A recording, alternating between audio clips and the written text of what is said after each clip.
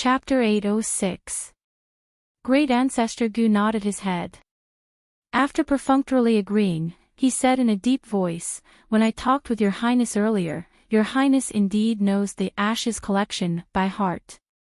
You are not trying to worm your way into being friends with me.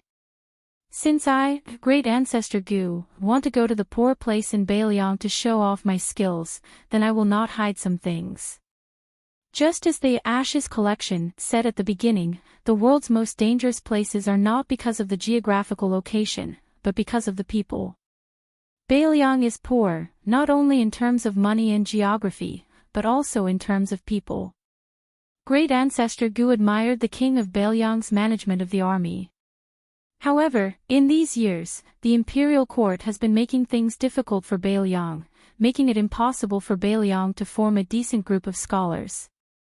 Originally, it was not easy to have the Yao family, but Yao Baifeng sent it to the imperial court to fill the hole left by the collapse of the Song family. It was like a rural woman who flirted with the rich men in the city all year round and finally married into a rich family and became a concubine. In addition, the scholars in the world have always regarded the spring and autumn period as a great injustice. The king of Bailiang has been regarded as the chief culprit who broke the backbone of the scholars. No rich families or aristocratic families will go to the Su family for fear of leaving a stain in history and being ashamed to face their ancestors. Bailiang's fields are in short supply and it is already an urgent matter. Li Shan is a great talent, but it is also difficult for him to cook without rice. Now that Chen Jibao's illness has caused a large number of generals to go to Shu, secretly wanting to establish their own family. They are waiting for him to be conferred the title of the king of Shu and restrict Bailiang, making Bailiang a floating house with holes on all sides. At this time, they need a large number of fresh people to sew the walls and window paper. The outer wall of Bailiang's courtyard is still fine. With the 300,000 cavalry under the command of the king of Bailiang, neither the Liang imperial court nor the tiger and wolf of Beimang will dare to provoke them easily. However, the window paper that makes the house warm ultimately depends on the civil officials. Warriors can ride fierce horses and carry iron spears, but it is not appropriate to ask them to do embroidery work. Su Fengnian calmly said, "The leader of the Green Party is the Lu family, one of the 8 pillars of Liang, Lu Feiqi. He can be considered a genuine minister of 2 dynasties. He has served in the 3 ministries of military and civil affairs." Before he retired, even the Grand Secretary Zhang Julu had to pay respect to him as a disciple. This old pillar of state has the intention to let a woman from the Lu family marry into Bailiang. This time when I return to Bailiang, going to Shangyin Academy is a private matter. Going to Qingzhou to visit Lu Feiqi is the main business. I am trying to persuade the old man to move his family to the north. Su Fengnian reached out to stir the charcoal fire and laughed. "I couldn't open my mouth in the past. First of all, the marriage wasn't set in stone yet. I was afraid that Bailiang would think too highly of themselves. It's fine if I lose face, but Su Shao can't afford to lose face like this. Moreover, the time wasn't right." At that time, the Green Party in Qingzhou was known for its unity in the imperial court. It wasn't like today when the tree falls. Now, under the control of Zhang Julu, the Green Party has fallen apart. The other 2 families of the Green Party have clung to the Zhang Party and the Gu Party. I think it's time for the Lu family to find a way out for themselves. After all, the Lu family was the most powerful family in the past. They were suppressed by the other 2 families until they couldn't raise their heads. After they completely separated, they couldn't beat the other 2 families. Because now the Lu family is sleeping like a widow. Huang Chang, who hadn't interjected all this time, was puzzled and asked, "Sleeping like a widow? What do you mean?" Great Ancestor Gu laughed loudly and said, "There's no one up there." Huang Chang, who was upright and honest, quietly gritted his teeth and quickly lowered his head to drink. Su Fengnian laughed and said, "The Lu family, which is full of power and influence, is a strong medicine. Sir Huang, who is alone, is a warm medicine." Beiliang can't do without either. In addition, Beiliang is also willing to protect the world and make all the poor happy. Soon, the whole world will know about Qin Shiliang and Lu Wenbao. Huang Chang chewed for a moment and said softly, "Poor scholars, what a good, protect the world and make all the poor happy." Great Ancestor Gu's words had always been straightforward. Scholars read the books of the sages, but few of them are wholeheartedly focused on becoming sages. In fact, they are all seeking fame and fortune. Those aristocratic families who have been in high positions for a long time can ignore Beiliang, but the poor scholars who have no foundation are different. Although the imperial court spared no effort to recruit poor scholars after Zhang Julu formed the cabinet, no one is a fool. After so many years, only a small group of people have made a name for themselves. Even if the majority of the scholars obtained scholarly honors, they would still be suppressed by the aristocratic families. If Beiliang's bounty is really worth it, there will be a lot of scholars who have failed to achieve their goals. Perhaps many of Beimang's spring and autumn annals will go south.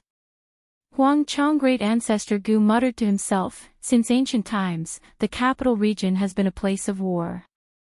Western Shu is the easiest place to grow a separatist power.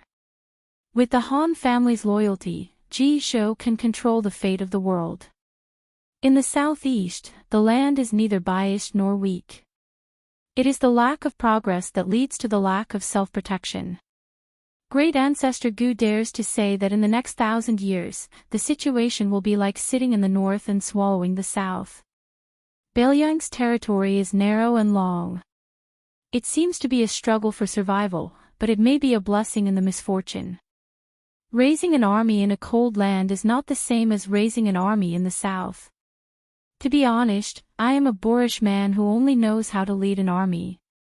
If I don't go to Beiliang, where can I go? Can Li Yang give me 100,000 elite soldiers? Won't I have to worry about whether I will rebel every day? Hey, I really want to rebel. I want to have a good fight with Gu Jiantang. Gu Jiantang destroyed southern Tang. What great ability!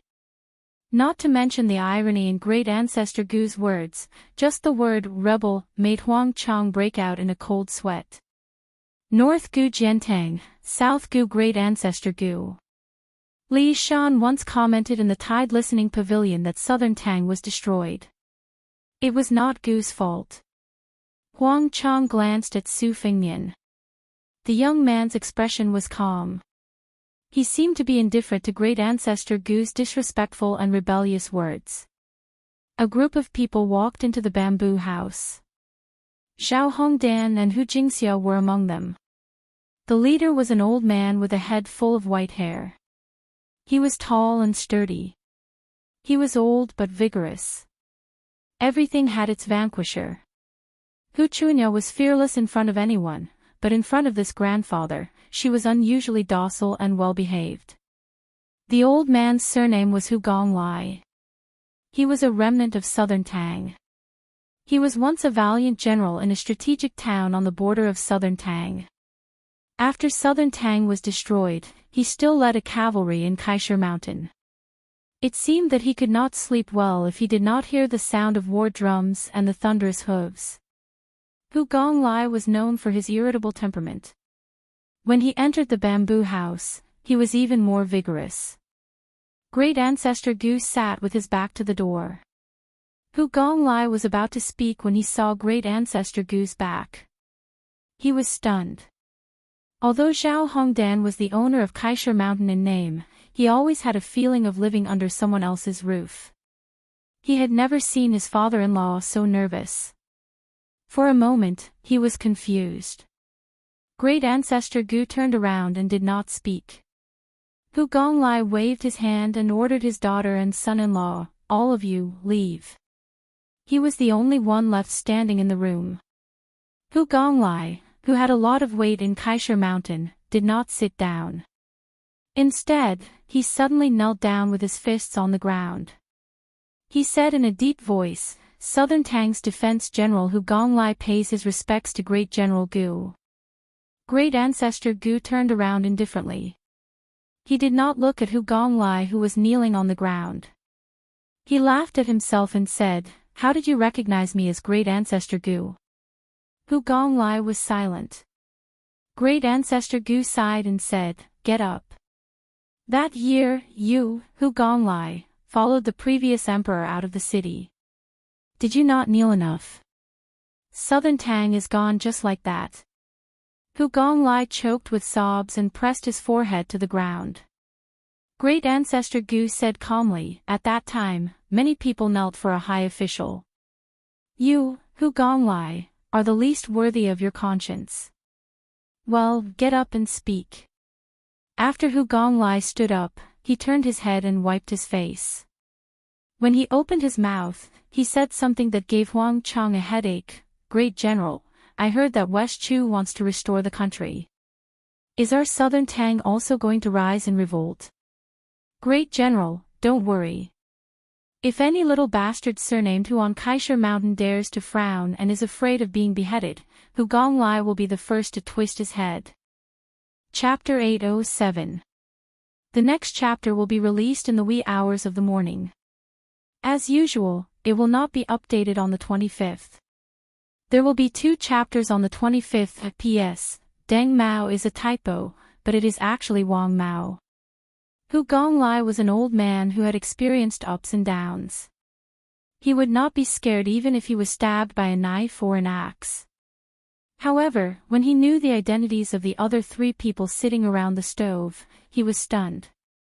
The imperial censor Huang Xiang was still okay, but the spring and autumn white bear Yuan Zuozong was enough to shock Hu Gonglai, not to mention the hereditary crown prince of Beiliang.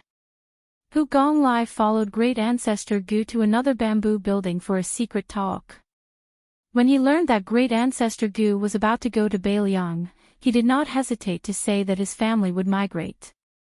In his words, even if they lived in Quarry Mountain, they would still struggle at death's door. Who knew when they would be beheaded by the Liang imperial court? It was better to go to Beiliang to earn a chance for the Hu family's descendants to fight for military merits. Great Ancestor Gu neither objected nor made a promise. He just patted Hu Gonglia's shoulder before leaving.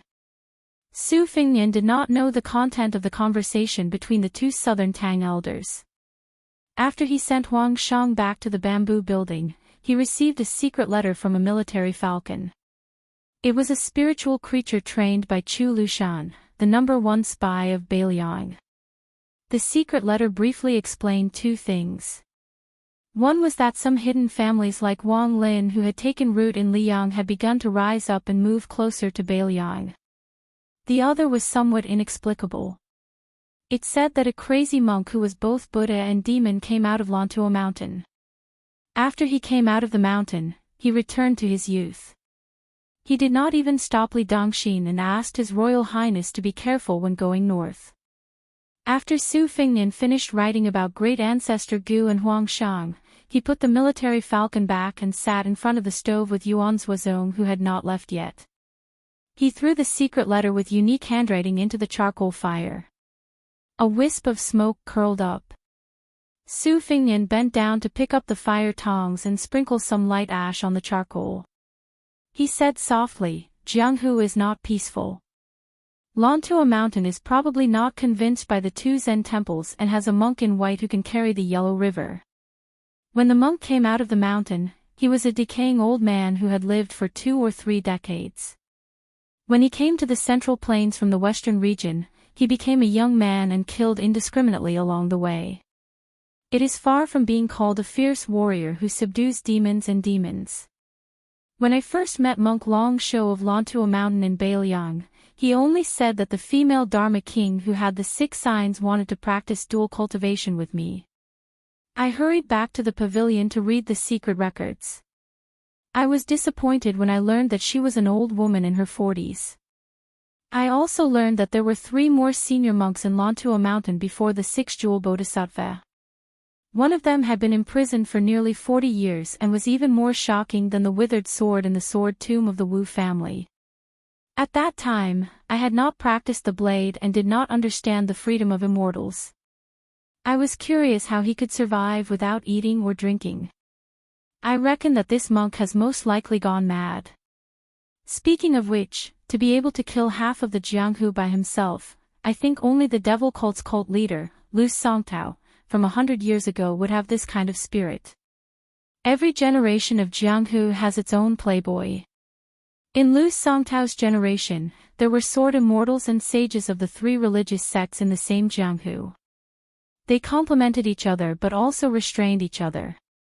Moreover, it has always been recognized that there is heaven's way above Kung Fu. Since those who had gone through untold hardships to stand at the peak of Kung Fu, most of them were righteous figures like the old man in the sheepskin fur coat and dong tai. Even Wang Xianji, who was praised to be able to fight with Ancestor Lu, was not an evil person. Lu Songtao and the crazy monk dared to risk universal condemnation and were not afraid of being punished by heaven. It's a pity that the bull rider is not here. Otherwise, the monk would not have had the chance to go crazy. He would have been killed by the Wudong martial granduncle who had enlightened his acupores. Yuan Zuozong stretched out his hands to the stove and felt the warmth of the winter. He smiled and said, if the monk could really stand on the same side as Lu Songtao, even Qi Xuanjun, who carried out justice on behalf of heaven, would not be able to defeat him. Su Fengnian laughed and said, there are two biggest sayings in the world. One is that the emperor and the emperor carry out the will of heaven. The other is that the immortals of the three religious sects carry out justice on behalf of heaven. Anyway, I don't have anything to do with it. I can only watch the fun. By the way, second brother Yuan, do you know what's going on with Lu Songtao? Although Zhilu Mountain has been labeled as an evil cult by Jianghu, in my opinion, it is much better than the hypocrites of the so-called righteous people except for its treacherous whereabouts and resolute actions. Moreover, all the previous hierarch took it as their own responsibility to fight for the world. They are not devils who only know how to kill people. There are very few rumors about Lu Songtao in Jianghu. Yuan Zuozong squinted his eyes and said coldly, when I was young, I heard from an unworldly superior that Lu Songtao had traveled to Jianghu several times and made countless enemies. When the hierarch of the evil cult was in seclusion in Zhilu Mountain, an ordinary-looking woman was said to be his woman. She wandered in Jianghu and her end was tragic. In short, not only the righteous Jianghu people, but also many emperors and ministers had a share of the pie. The woman was finally hanged in front of everyone. She was still naked before her death. Somehow, Lu Songtao knew about it and forced himself to break out of seclusion to carry the coffin for the woman. After that, it was a catastrophe that no one could save. At that time, the immortals all avoided him. Not all of them showed weakness to Lu Songtao, who was really invincible in the world, but more of them did not want to fight. When we look back, we can see that the mastermind behind the conspiracy was so ambitious and scheming that it was only inferior to Huang Sanjiao's subversion of spring and autumn. Su Fengnian's face was gloomy. He gritted his teeth and said nothing. Chapter 808. Yuan Zuozong bent down to pick up a piece of burning charcoal from the stove and gently crushed it. He said indifferently, the hermit who told me about this said that Lu Songtao joked before he died that he would never live forever. So, he did some evil things in a hurry.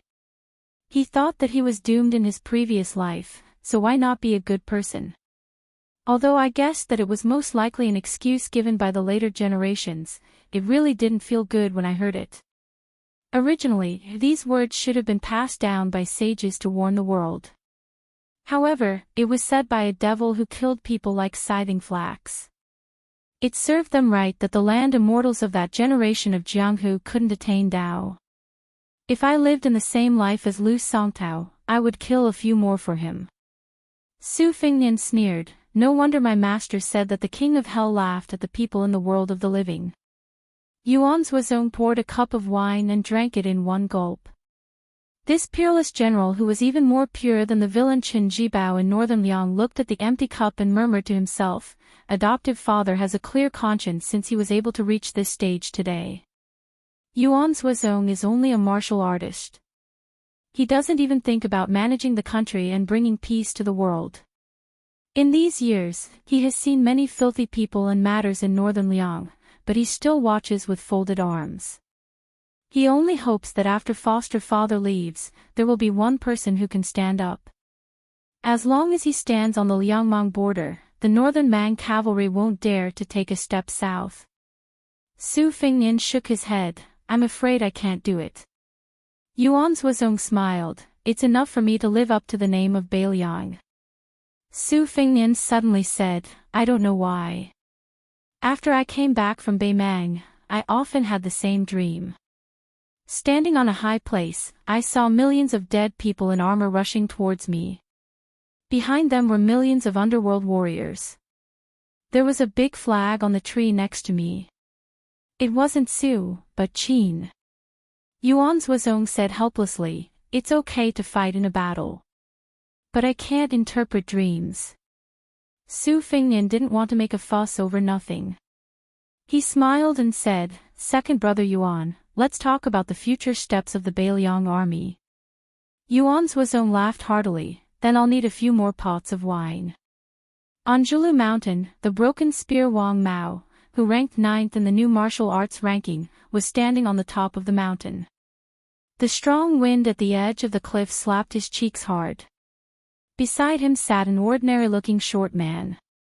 The latter had always been like this. He would never stand if he could sit. As a young nobleman of one of the two royal families of Beimang, he had become a level 1 master at a young age along with the fat lady who was also a relative of the royal family. They had become the top martial artists after Murong Baoding in the royal family of Beimang.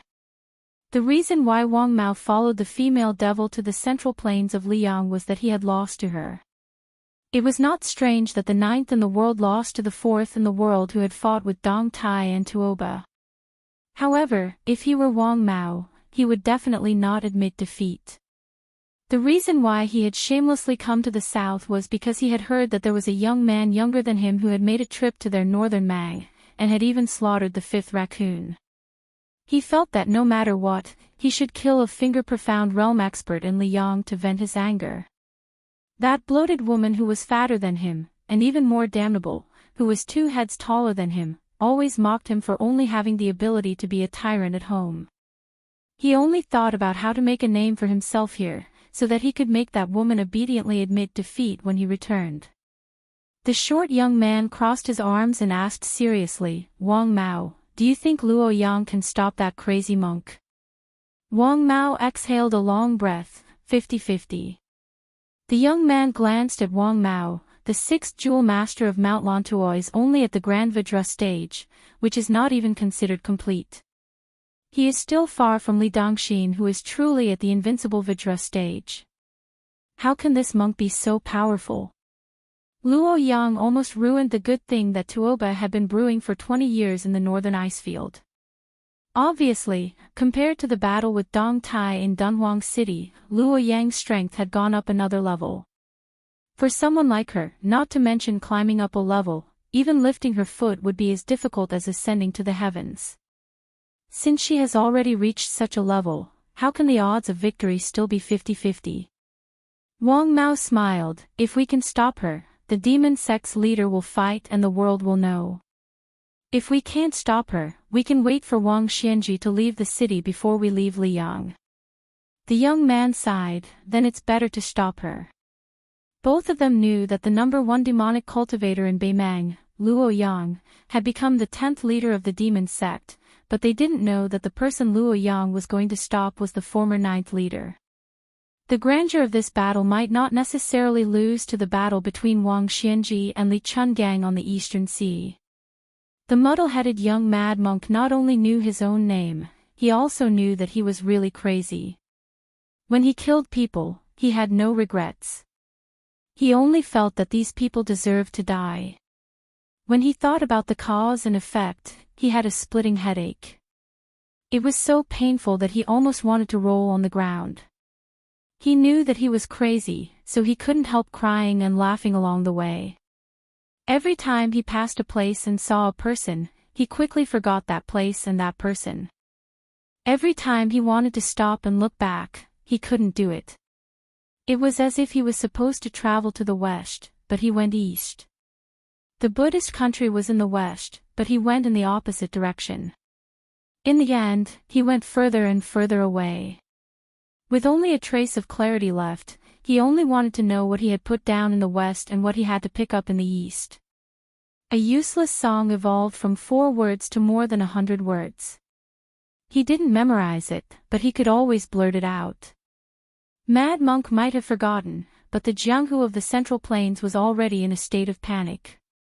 Other than the world-famous white-robed monk who tried to stop the young monk, Wu Luding, the current sword crown of the sword tomb of the Wu family, tried to stop the young monk with a sword. Mad Monk crashed into him and scattered his sword momentum. Then he ran faster than the Wu family sword. After that, the most outstanding young celestial master of the Dragon Tiger Mountain, Xiaoningshan, also made a move. The monk and the celestial master faced each other face to face, but they didn't collide. The monk kept his head down and ran forward. Xiaoningshan, who was rumored to be the reincarnation of the first celestial master of the mansion of the celestial master, retreated at the same time. After 80 miles, Xiaoningshan stepped aside and let the mad monk continue to move forward while laughing. Xiaoningshan quickly sat cross-legged on the ground, bleeding from his 7 orifices. The whole Jianghu was afraid of the monk's imposing manner. At the bank of a big river, the mad monk stopped. Just like when he sensed the white-robed monk Li Dongxin, he grinned and then squatted down. He scooped up a handful of water and lowered his head to stare at the muddy water in his palm. He was like an ordinary person who held boiling water and hurriedly sprinkled it on the ground. He stood up and looked around blankly. At that moment, the young monk's face was full of tears. He asked himself, "I'm here. Where are you?" Chapter 809. This north-south river was called the Green Crossing River. The river water was noisy and the surface of the river was 20 zhang wide. According to legend, the ancient Taoist immortals once rode a green reed here to carry people across the river.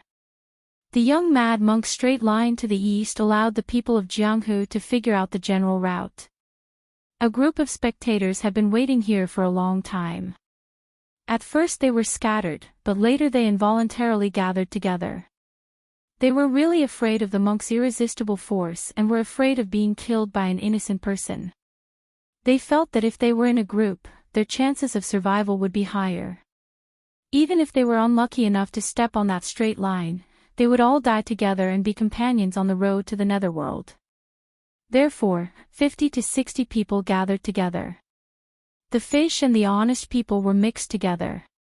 There were Jianghu heroes who had been famous for a long time, there were Jianghu heroes who hid their heads in tails, there were Jianghu heroes who had only just entered the Jianghu, there were nameless pawns who had entered the Jianghu, and there were also young heroines whose beauty made people drool. There were a few pairs of old enemies, but at this moment they did not have the time to draw their swords against each other, but they were all secretly on guard. Several popular heroines either approached the famous heroes with smiling faces to flatter them, or they were politely accosted by many Jianghu men with cold faces. In the present Jianghu, where people who carried bricks and fought street battles dared to call themselves Wuling people, it was like the Yellow River and the mud and sand. It was impossible to expect everyone to be as free and unrestrained as Dong Tai Li Chungang. A few years ago, there was a young talent who had a good reputation who threatened to imitate the ancient people and perform a feat similar to crossing the river on a reed. He really succeeded and won countless cheers at that time. It was a pity that within a few days, he was exposed by his Jianghu peers, saying that the reason he was able to step on the water and float across the river was because of an iron chain that hung a few feet below the surface of the river the night before. He had no choice but to retreat from Jianghu dejectedly. And this was where the brilliance of Jianghu lay. You would never be able to guess what kind of magnificent feat a true genius would achieve, and you would never be able to predict what kind of joke the next person would be. The sudden stop of the young monk, who had already made a name for himself, made those onlookers who thought that the useless monk would directly cross the river tremble. They were afraid that he would be like a pedestrian who saw an eyesore and would stretch out his foot to crush the nest of ants. However, what happened next not only relieved the onlookers, but also gave them a great surprise. They saw a stranger in white coming from the opposite bank of the Qingdu River. The stranger's vision was blurred, and it was hard to tell whether the stranger was a man or a woman. The stranger crossed the river, and the young monk just happened to come back to his senses after holding the water and looking at himself in the mirror. He tapped the ground with the tip of his foot and rushed to the river's surface. The two people separated as soon as they touched each other. The mad monk, who had always been invincible, was actually stepped on by the man in white on his bald head. The man in white floated back to the east bank, and every time he stepped on the mud, there was a muffled sound. The mad monk also fell back to the west bank, staggering like a drunkard and shaking his sleeves like an actor. The power of one step made the turbulent river suddenly stagnate. It was not until the two people landed that the river regained its momentum. The young monk, whose kasaya was in tatters, did not hesitate to cross the river for the second time. The man in white also crossed the river to intercept him. This time, the man in white stomped hard on the monk's chest. The whole river under the two people shook. In the eyes of everyone, the man in white, whose face they finally recognized, was handsome and valiant. Of course, he was the immortal who had not appeared in the world. Although he looked young, he must have lived for hundreds of years. The useless monk, who was worthy of being called a devil in a kasaya, was destined to be stronger than the immortal today. This time, the two sides, who were at the apex of the righteous and the evil, retreated to almost the same place as before. Looking from afar, it was impossible for the onlookers to notice the difference. The man in white was expressionless and did not care about the admonition of not doing things more than 3 times. The monk, who had once been Mahavirakana on Mount Lontua, also waved his sleeves and swept across the river. This time, the young monk, who was wearing a pair of tattered straw sandals, pushed out his palm and pressed it against the sole of the man in white's shoes. This time, they were in a confrontation. Visible ripples of chi clouds appeared behind the two people. The monk's figure fell, and his straw sandals slid 100 feet on the river's surface and floated straight back to the shore. The man in white's speed of retreating was slightly slower. However, the monk stood on the shore near the water, while the man in white's landing point was more than the previous 2 times. This situation made the onlookers feel anxious. The monk lowered his head and looked at the straw sandals that he had casually woven. The onlookers were in a daze. A battle of life and death between masters was often decided by a hair's breadth. Was this crazy guy who sang the useless song all day in a hurry to be reincarnated? Or did he not regard the man in white as a mortal enemy at all? Was it really as he sang, heaven and earth were not worthy of his attention? Fortunately, the man in white did not disappoint the onlookers. After retreating 3 times, he did not show any signs of fatigue. This time, he did not cross the river in 1 step, but jumped to the center of the river. With the tip of his foot, he picked up a water column as thick as a bucket. The water sword pierced forward fiercely, and the man in white followed behind it. The nameless monk with tattered straw sandals and a torn kasaya gently raised his head and raised an arm to cover his hand. He used the sleeve to cover his hand to form a secret mudra. The water sword fiercely hit the monk about 3 feet away. It was like an egg hitting a rock, shattering with a loud bang and blooming water splashes all over the sky. The man in white did not retreat, and even used the demon subduing mudra to break the monk's sleeve mudra. The 2 mudras were in a deadlock. The man in white raised his leg and kicked. The monk smiled and let the leg sweep across his neck. His body flipped in the air, and when he landed, he was already in a sitting position with his fingers bent like a firefly. It was too wonderful for words. The man in white seemed to be really angry. For the first time, he spoke coldly and slapped the monk's bald head with his palm. 5 characters absorbing track. The monk took the palm head-on again, still in a sitting position. His body spun and he sat on the surface of the river. The river water rolled down south, but he floated on the water without moving. The man in white retreated to the place where the young monk was sitting. He raised his right hand and a water sword was pulled out from the river water. She, who had once fought with Dong Tai in Dunhuang, slashed down on the head of the Akalanatha Wisdom King. The water sword broke. It was unknown whether it was the holy monk of Mount Lantua or the crazy monk of Lu Songtao from the devil cult who sank half of his body into the water. He lay facing the south with his right hand supporting his chin. He became more peaceful and carefree. However, thousands of water droplets were splashing on the surface of the Qingdu River.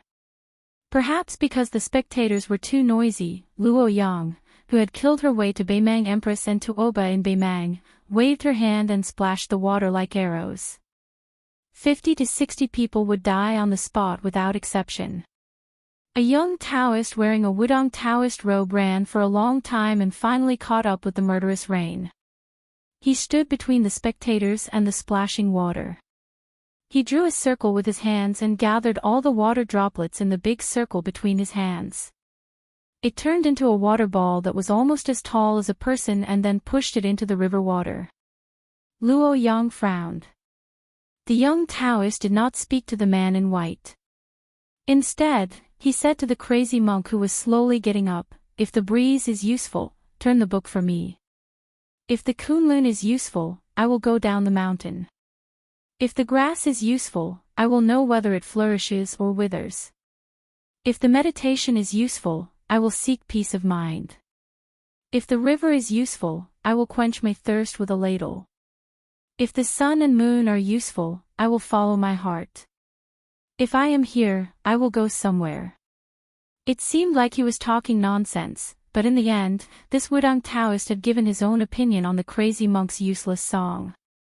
Unexpectedly, after the monk stood up, his eyes were no longer turbid, they were as clear as spring water. His hands were behind his back. In the blink of an eye, his appearance had changed more than a dozen years. The young monk had turned into a middle-aged monk. His previous ignorance and bewilderment had been swept away, replaced by a vigorous air that looked disdainfully at the world. At this moment, Lu Songtao was the 9th cult leader of the devil cult at his peak. Standing on the river surface, he cast a glance toward the young Taoist priest. Then he turned his gaze toward the white-robed Luo Yang. With a chuckle he said, "The current Jianghu is really an eye-opener. I remember at that time in the World Sword Forest, there was a sword immortal Wei Chao.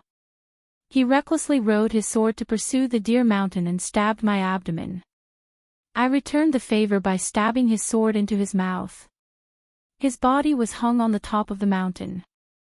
The number of enemies I implicated was really too many. But when I roamed the Jianghu for the last time, I rarely met an opponent who could be considered as my equal.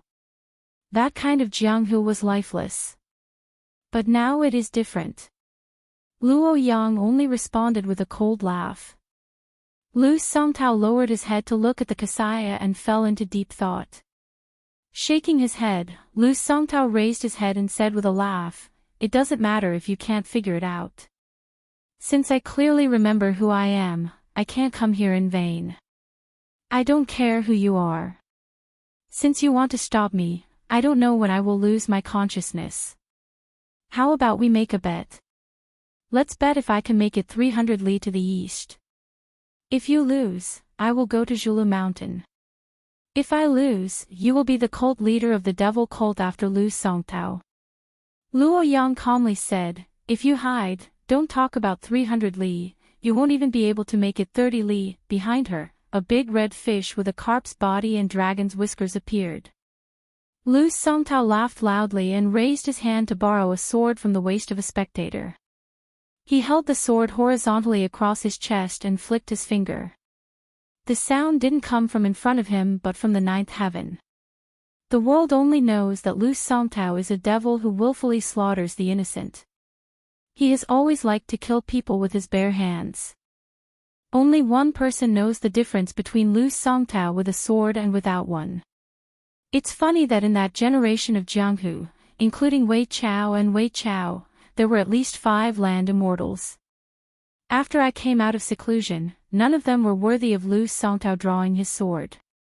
Lu Songtao looked at Julu Mountain 300 li away, his gaze gentle and intoxicated.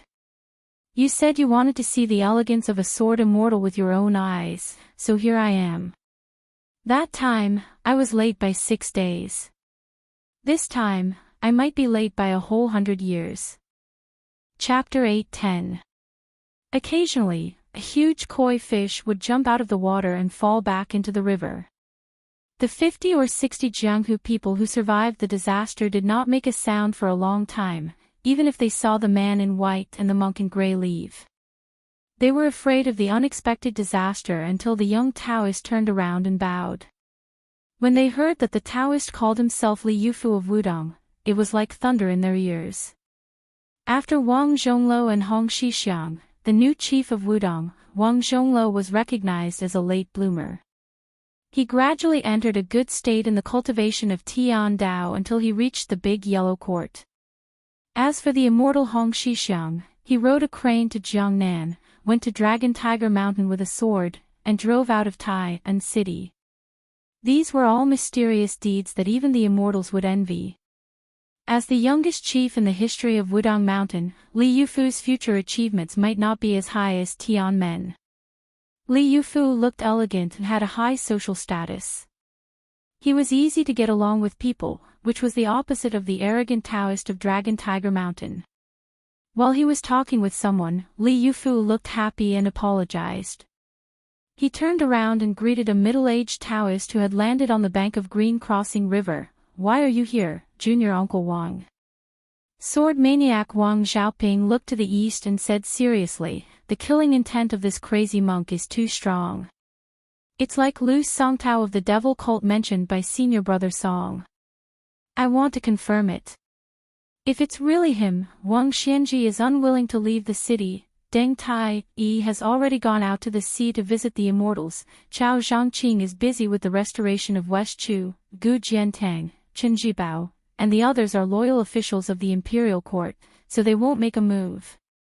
Li Dongxin has already made a move once, so he probably won't stop him again.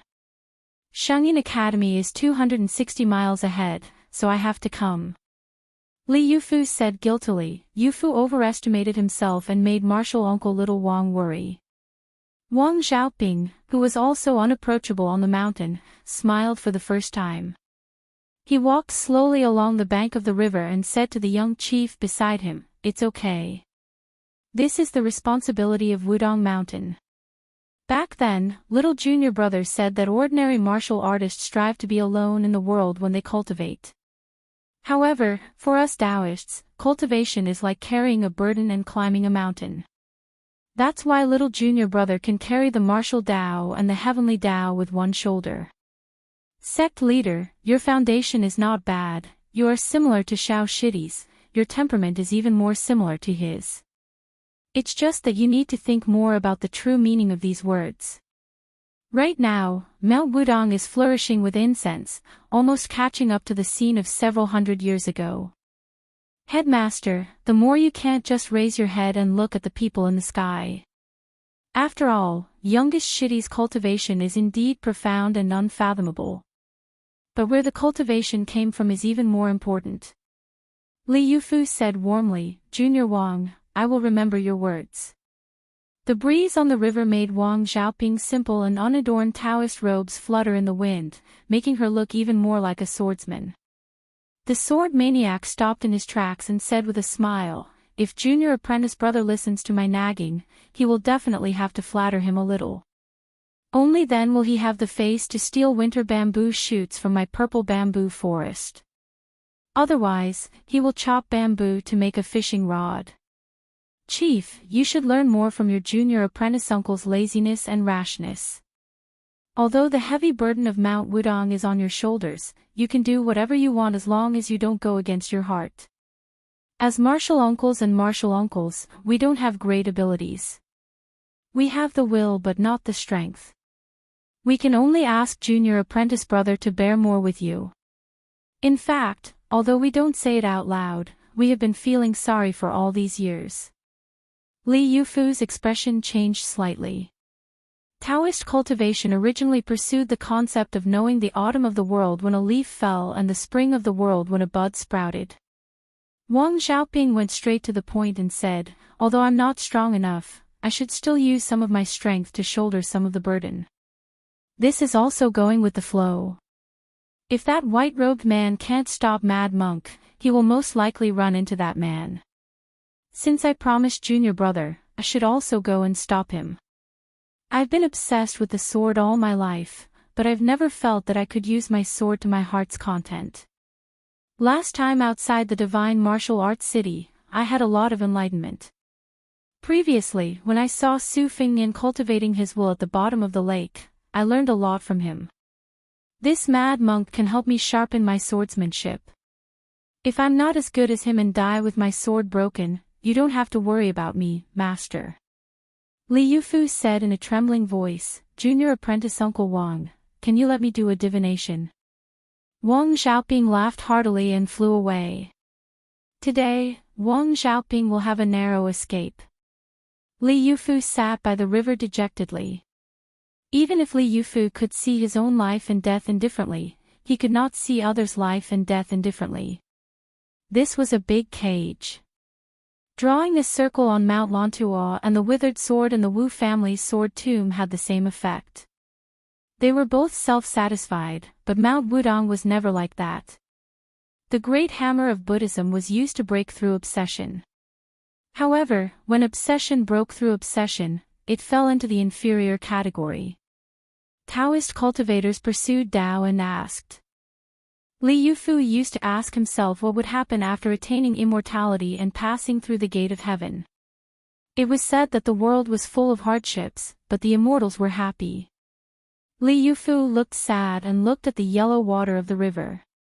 There were many heroes in history, including immortals, Buddhas, and sages.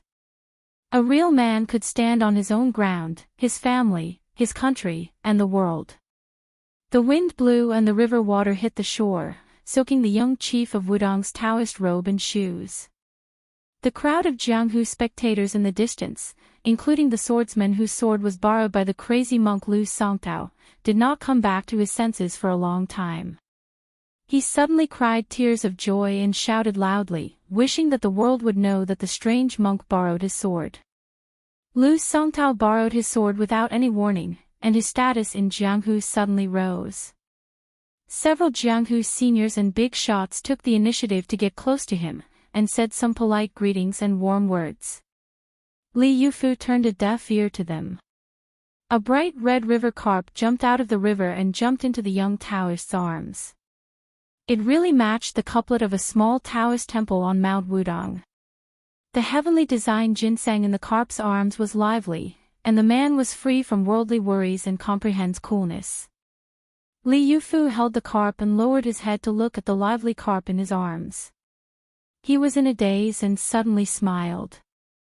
I'm Li Yufu. You and I are fated. I hope you won't be greedy and take the bait. If all things can really cultivate, I'll be able to cultivate. You and I should work together to cultivate Tao. Li Yufu held the carp with both hands and gently threw it into the river. I hope we can meet again after hundreds of years. The computer beside Qingdu River was mysterious. The man and the carp made a promise of hundreds of years. The collision 30 miles away was full of the smell of blood. Chapter 8:11. Luo Yang, who took out a spiritual object from the mausoleum of the Emperor Qin, did not stop him once during the 30 miles journey. Instead, she directly landed 30 miles away from the Qingdu River. She wanted to kill him in one shot, which showed her arrogance as the #1 demon of Beimang. Mad Monk swayed and ran all the way. Occasionally, there were a few passers-by who heard the useless song. When they looked up, they were already a few miles away. Luo Yang stood proudly with the long-bearded ichthyosaur circling around her leisurely. When the dragon wall flipped, she was stabbed in the heart by the bastard who thought he had succeeded and fell into the river channel. Little did he know that Luo Yang returned to the mausoleum that had not seen the light of day for 800 years. Previously, Su Fengnian only saw the first floor of the mausoleum and already felt that it was magnificent. Who knew that Luo Yang skillfully opened the mechanism and went down? There were countless talismans on the ground, which were the best work of the ancient necromancers. Even the current chi cultivator gurus would sigh in admiration when they saw it. The two ichthyosaurs circled around a coffin for nearly 1,000 years. After Luo Yang left the mausoleum of the Emperor Qin under the Yellow River, she secretly went to the Arctic tundra. She just happened to catch the big fish of the North Sea transforming from the Kuan to the Peng. Tuoba waited for dozens of years, but she still ruined half of the good thing. Tuoba once told the Empress in secret that when he took the weapon, it would be the day when hundreds of thousands of soldiers of Tuoba's personal army marched south. As a result, not to mention Tuoba Bodhisattva was enraged. Even the Empress, the Son of Heaven, who originally had high regard for Luoyang, was enraged. For the spider web in Li Mixie's hand, not to mention 100 catchers and 30 butterflies were dispatched. Other than a section of willow, all the other 6 lifting poles and double cocoons were dispatched in full force. Li Mixie personally arranged all the details of the hunt and kill. Beheading Luoyang was a must. Unfortunately, back then, Luoyang had slaughtered his way to northern Mang's capital. That time, he had even slaughtered his way all the way to the border. He had even taken a detour midway to meet Li Mixie, who was protected by layers upon layers of armored cavalry, from afar. Luoyang's actions, compared to Lu Songtao's roaming of the Jianghu 100 years ago, could be said to be in no way inferior. It was just that the Jianghu far away in Liang did not have the chance to hear about this secret history. Lu Songtao did not carry his sword. The long sword made of ordinary material floated in the air and walked side by side with him. One day, he would become an immortal swordsman of the land. It was said that there was nothing in the world that could not be used as a sword. However, when he really had a sword in his hand, regardless of whether it was a bamboo sword, a wooden sword, or an iron sword, they all had a completely different aura. Especially in a fight between people of the same realm, the difference between having a sword in hand and not having a sword in hand was even more incomparable. The sword was a spiritual object. Otherwise, the essence of the Wu family's sword would not be the Rui sword embryo. Even when a skilled swordsmith forged a sword, the Rui sword embryo was only the first layer. The Rui sword embryo was the most important part. It was unknown which senior had joked about the fight between experts. It was like 2 shrews dressed in silk clothes fighting. Both of them wanted to tear the other's clothes apart, but silk clothes were dense and sturdy. The reason why swordsmen could become a glamorous profession in Jianghu for thousands of years was because they had a pair of scissors in their hands. They could tear the clothes apart with half the effort. If they were bare-handed, they would first have to break the dense satin with their fists and loosen the threads. One of the 4 grandmasters of the previous generation, Fu Jianghongjia, was not in the 3 sections. However, he possessed the physique of the great Vajra realm and the comprehension of the celestial state. Furthermore, he wore a talisman armor. It was tantamount to wearing the thickest clothes in the world. The ferocity of Han Diaoxi lay in his ability to peel silk from a cocoon. Not only could he tear a Vajra realm physique with his bare hands, he could also cut off the resonance between a celestial state expert and the world. For martial artists outside the 3 sects, there was no doubt that the 4 realms of first pin were ascending in order. The Xian finger was lower than the celestial state, and the difference was far greater than the Vajra finger and the Xian finger. There were many cases of people in the latter 2 realms killing each other. Han Diaoxi was able to use the Xian finger to kill a celestial state expert, which made him comparable to Dong Tai's Xian finger. Unfortunately, after the death of Cat Man outside the Shenhui city, there was no one to inherit his cultivation method. It became a masterpiece. Regardless of Cat Man's character, it was regarded as the greatest flaw of the Xian finger in the world. When top experts, especially first pin experts, exchanged blows, there was a sense of cherishing life. Exchanging pointers was far more than fighting to the death. Luo Yang in white was obviously an exception who did not cherish the hard-won realm. Without exception, she fought against Tuoba under the eyes of the Empress of Beimang, fought against Dong Tai outside Dunhuang, fought against the former fourth in the world Hong Jingyan at the chess and sword music school, and fought against Tuoba on the back of the giant fish in the northernmost ice field. Without exception, all of them involved their opponents and forced them to fight to the death. This time was no exception. The two of them collided. Luo Yang allowed Lu Songtao's sword to pass through her palm. She slapped Lu Songtao's forehead with her palm. The two of them each retreated several zhang. Luo Yang's arm, which she used to block the sword, drooped and dripped blood incessantly. Lu Songtao was bleeding from his 7 orifices. He was not feeling well either. The long sword shattered.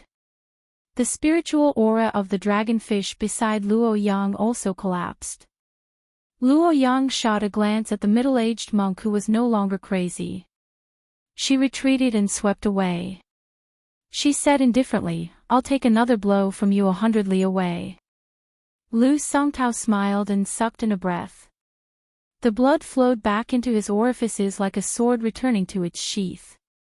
He took large strides forward, stepping over the scattered broken swords on the ground. He condensed a complete sword. This time, he held the sword in his hand. There was a city 100 li away. Luo Yang in white stood below the western city wall. The person came and the sword came. A sword aura as thick as a mountain peak. When Luo Yang stood still, she was already outside the eastern city wall. The city was forcibly torn into 2 halves by the sword aura and Luo Yang. The city wall was split. On this line, dust flew everywhere. A shopkeeper selling rouge and face powder stared with wide eyes at the messy shop that was split into 2 halves. Another shopkeeper was pretending to be cultured with a good friend in the backyard of a private house. They were boiling wine and enjoying the lake scenery. They saw the lake water churning, the courtyard wall breaking, and the pavilion collapsing with a loud bang. Everyone's mink hats were blown to the ground by the strong wind. They looked at each other in dismay. A young master who was strolling on the street with a servant fell into the ravine that appeared out of nowhere with his horse. The man and the horse howled. The servants thought they saw ghosts in broad daylight. They shrank back, not daring to go into the ravine to save people. Lu Songtao outside the western city wall laughed loudly. He ran forward along the crack in the wall. Destroying a city with 1 blow is not enough. Let's destroy a country with 1 blow. Luo Yang stroked the dragonfish's body that appeared out of thin air and smiled slightly. They entered the city again. Get out. She kicked Lu Songtao, who entered the city with her, back to the western city wall. Luo Yang stood still in the center of the city, her white clothes fluttering. Lu Songtao's body was bent like a bow outside the western city wall. He straightened his back and slowly stood still. His eyes were a little cloudy, like a jar of white wine that had been stored in the cellar for many years. When someone shook it hard, the dregs at the bottom of the jar floated up. Lu Songtao shook his head and rushed into the city again. He came to a north-south street that was cut by something in the middle of the city. Near the bottomless ravine, a plain-looking woman sat on the roadside with lingering fear. She looked around and found a small hairpin that fell to the ground from her hair. She was about to bend down to pick it up. She came from a small family and the hairpin was her favorite item that she had saved up for several months to buy. If she lost it, she would be distressed for a long time. She suddenly saw a hand pick up the hairpin for her. She looked up and saw a man in a monk's robe. His cassock was tattered and he was so poor that he could not afford shoes. She was timid and shy. She blushed and did not know what to do. The monk smiled and handed the hairpin back to her. He whispered, "That year, she put her hairpin in my hair bun and made fun of me for having a small hairpin in my hair bun." The strange monk in the woman's eyes stood up and said blankly, "It's a pity that you are not her and I am not me." Lu Songtao, who was in a trance, exhaled a long breath and lowered his head. there was no sword in his hand. That year, he saw her too late and put her naked body in his arms. He took off his clothes and wrapped her up, then carried her back to Zhulu. Lu Songtao tore off one of his sleeves and shook his wrist. A sword appeared in his hand. He smiled at the woman and said, "Take a look at this sword for her." The woman, who had never experienced such a thrilling scene, was frightened. She nodded blankly and was about to cry. Lu Songtao's face was full of tears. He said with a hoarse voice, "That year, the three of us were free and unfettered in Jianghu. Zhao Huangchao betrayed you but not the country. You betrayed Lu Songtao. Lu Songtao betrayed Zhulu Mountain but not you." Chapter 8:12. Lu Songtao raised his arm and lifted his sword. His two fingers on his other hand gently brushed the sword with a determined gaze. In the city, Luo Yang broke off a strand of dragon whisker from a dragon fish. She twirled her fingers and the dragon whisker wrapped around her arm. It was obvious that even she did not have much confidence in blocking the sword with her bare hands. At this moment, a person appeared at the end of the street where Lu Songtao was standing. He dashed into the city and slowed down when he saw the gray-robed monk. He walked forward slowly and stopped 10 feet away from him. He sneered, "Is it really the devil cult leader Lu Songtao? Why are you getting worse and worse? What kind of hero are you to compete with a woman?" Lu Songtao, who originally did not want to pay attention to the uninvited guest, turned his head. The young master had an indescribable charm. His hands were in his sleeves and he was as handsome as a tree in the wind. Behind him, there was a majestic man escorting him. Lu Songtao smiled. What was going on with the Jianghu today? Why were the talents of the Jianghu sprouting like bamboo shoots after the rain? Although this white-haired young man had used an otherworldly item to cross the threshold of celestial phenomenon and could not be considered genuine, if his foundation was not good enough, how could a small pond contain a flood? The man behind the white-haired young man was not to be underestimated. Together with the Wudong Taoist who spoke at the riverbank, Lu Songtao could not help but sigh. If the Jianghu around 100 years ago chose 10 people to fight to the death, the difference in the outcome would not be too great. However, if 50 people were chosen, the Jianghu he was in back then would not have any chance of winning. Lu Songtao held his sword in his hand and was ready to attack. His sword will was torrential and the sea of qi around him was rolling over and over. He forcefully suppressed it and smiled at the young man. It is not easy to have such skills at such a young age. Lu Songtao will not lower himself to your level today. A true gentleman does not speak when watching a chess game. It is fine if you want to watch the battle, but if you interfere, don't blame me for pointing my sword at you. Young man, let me give you a piece of advice. The otherworldly item hiding in the dark is already on the verge of collapse. Don't let your emotions affect your decisions. Without waiting for him to finish speaking, Lu Songtao's boundless sword intent instantly vanished into thin air. Lu Songtao didn't make any movements, but the sword in his hand had already flowed east like a great river. The earth trembled and the city shook for a long time, causing the commoners in the city to mistakenly think that the underground hidden dragon was causing trouble, causing a violent earthquake. They all fled from their houses to flat ground. 20 zhang away, Luo Yang's heart was pierced by a sword. Lu Songtao had only struck once, but he had aged 10 years in the blink of an eye. 100 years ago, Lu Songtao had never used his sword. Perhaps he was the loneliest old sword immortal in the world of martial arts. 100 years later, his sword strike was so powerful that it could destroy a mountain. Lu Songtao was neither sad nor happy. He only looked at the white-clothed woman who would stand at the top of the Jianghu 100 years later. Then, he exclaimed in surprise, "Don't tell me you're someone with a different heart." Luo Yang stood up from the ruins and sneered, "It's my turn." Lu Songtao glanced at the white-haired young man, then turned to look at the demoness who had shaken Bei Mang twice. He shook his head and sighed, fellow sufferers sympathize with each other. One has to rely on unorthodox ways to steal cultivation, while the other uses external objects to prolong her life. Both of them have no choice but to tamper with fate. You don't have much lifespan left to begin with.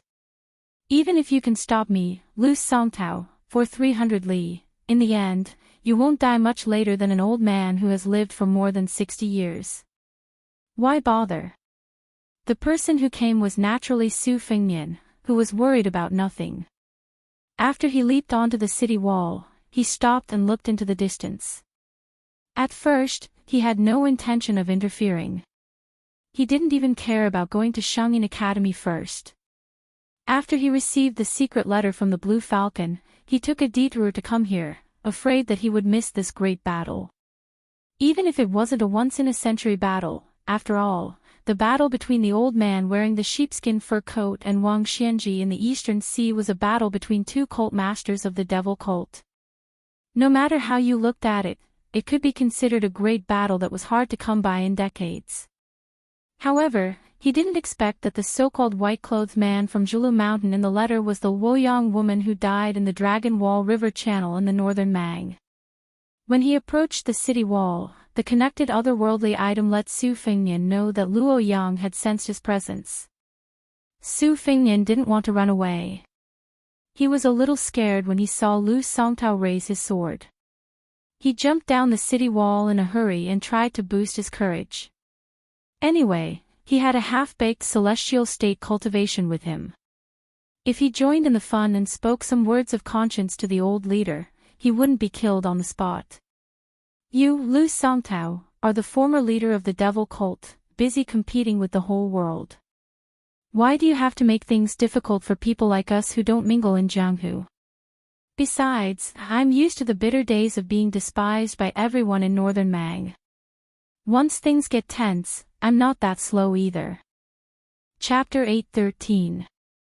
Luoyang, who had been moving forward, did not even look at Su Fengnian. His flirtatious glances were wasted on a blind person. If Luoyang was a woman who could be judged with common sense, she would not be Luoyang. Even Lu Songtao, who had experienced many hardships, felt somewhat puzzled. This woman clearly did not need to destroy both jade and common stone.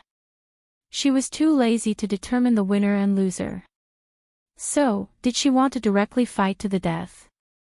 Lu Songtao raised his head and laughed loudly. He actually had a joyful feeling as if he had finally met someone who understood him after 100 years. He tore off his remaining sleeve and his second sword appeared in his hand. Perhaps it was because of the existence of the sword Immortal, the devil, and the otherworldly item, but due to the resonance between heaven and man, it caused a strange phenomenon. Some snowflakes seemed to be drifting down sparsely from the sky. Su Fengnian raised his head and looked. It was a gloomy evening when the sky wished for snow. Could he drink a sword without a sword? Lu Songtao seemed to have exchanged 10 years of his life for a sword. However, compared to the first sword, this time even Su Fengnian suspected that the sword would weaken again. The next moment, Su Fengnian did not even have the time to curse. No wonder Lu Songtao's sword was slack. The tip of the sword pointed at Luoyang at first, but when it was only a few feet away from her hand, it turned around and rushed towards him. Yuan Zuozong moved even earlier than Su Fengnian. He grabbed a wooden stick from the street to make a spear and ran forward in big strides. However, the flying sword was faster than thunder. Several of Su Fengnian's 12 swords were destroyed by Han Diaoxi, but it was not difficult to build a sword formation thunder pool. Before Yuan Zuozong arrived, Lu Songtao's fast invisible sword had already broken the thunder pool that was said to be insurmountable. For a moment, the flying sword was flying randomly. Su Fengnian's state of mind was as calm as water. He raised his hand to shake the Kunlun Mountains. This mountain-destroying sword made Su Fengnian, who had almost perfect defense, slide back continuously. The chaotic sword chi was like countless ice balls, fiercely smashing his face. The flying sword kept hitting the sword that he could not see its real body. Su Fengnian was still retreating. The sword that the sword Immortal exchanged with 10 years of his life made Su Fengnian suffer a lot. Fortunately, Yuan Zuozong held the stick with both hands and simply waved it down. A big pit appeared on the ground in front of Yuan Zuozong. There were sawdust and scraps of clothes. His clothes and sword were destroyed. Su Fengnian stood still and stretched out his finger to wipe off the bloodstain caused by the ruthless sword qi.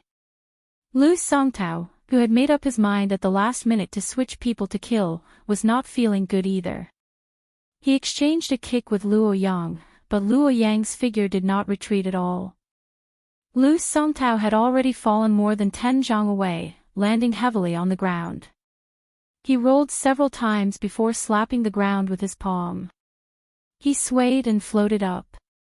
Luo Yang was like a gangrene attached to the bone. Lu Songtao had just stabilized himself when her arm swept across his abdomen. His body was several feet above the ground. Without waiting for him to fly out horizontally, Luo Yang stomped on his abdomen again. The kite with a broken string was directly 7-8 zhang away. This time, Lu Songtao did not fall. His toes hovered in the air a few times like a dragonfly skimming the surface of the water, gently landing on the edge of the gully. One wrong step, one wrong step, one wrong step, one wrong step, one wrong step after another. Luo Yang's palm pushed out during the long sweep. Lu Songtao's expression turned serious. He leaned back, dodging Luo Yang's flying sword, which had fallen into the palm of his hand at some unknown time. Luo Yang's palm turned into an elbow, often knocking Lu Songtao to the ground. With a kick, Lu Songtao directly crashed into a distant wall. When he stood up from the dust, the corner of his mouth was oozing with a ghastly black clot of blood. He smiled freely. With 2 fingers, he cut open his abdomen. Gripping the tip of the sword, he pulled out the treacherous flying sword that had pierced his body from behind. Lu Songtao looked at the white-haired young man with a profound mind. Indeed, I did not waste my sword strike on you. Lu Songtao did not look angry at all. Instead, he looked delighted. He gently tossed the translucent flying sword back to Su Fengnian. It was not easy to nurture a sword embryo. Wei Chao could not be called a sword immortal. Sui Xiagu, who was as young as you, was not vulgar. Unfortunately, I did not know if he was dead or alive. Otherwise, you could have learned the sword from him. Most people in the pugilistic world believe that there is no second place in martial arts. They are afraid of being stepped on by others and losing their integrity in their later years. However, the great swordsmen are not afraid of being overtaken by their juniors. They are only afraid that the swordsman's legacy will deteriorate from generation to generation. Kid, what's your name? Su Fengnian asked carefully, Sui Xiagu. Do you like to eat swords? Lu Songtao smiled and nodded. Back then, this kid said that he wanted to challenge all the strongest swordsmen in the world and eat all the best swords in the world. When I went into seclusion to practice my swordplay, it was this defeated opponent who became braver with every setback that guarded my seclusion.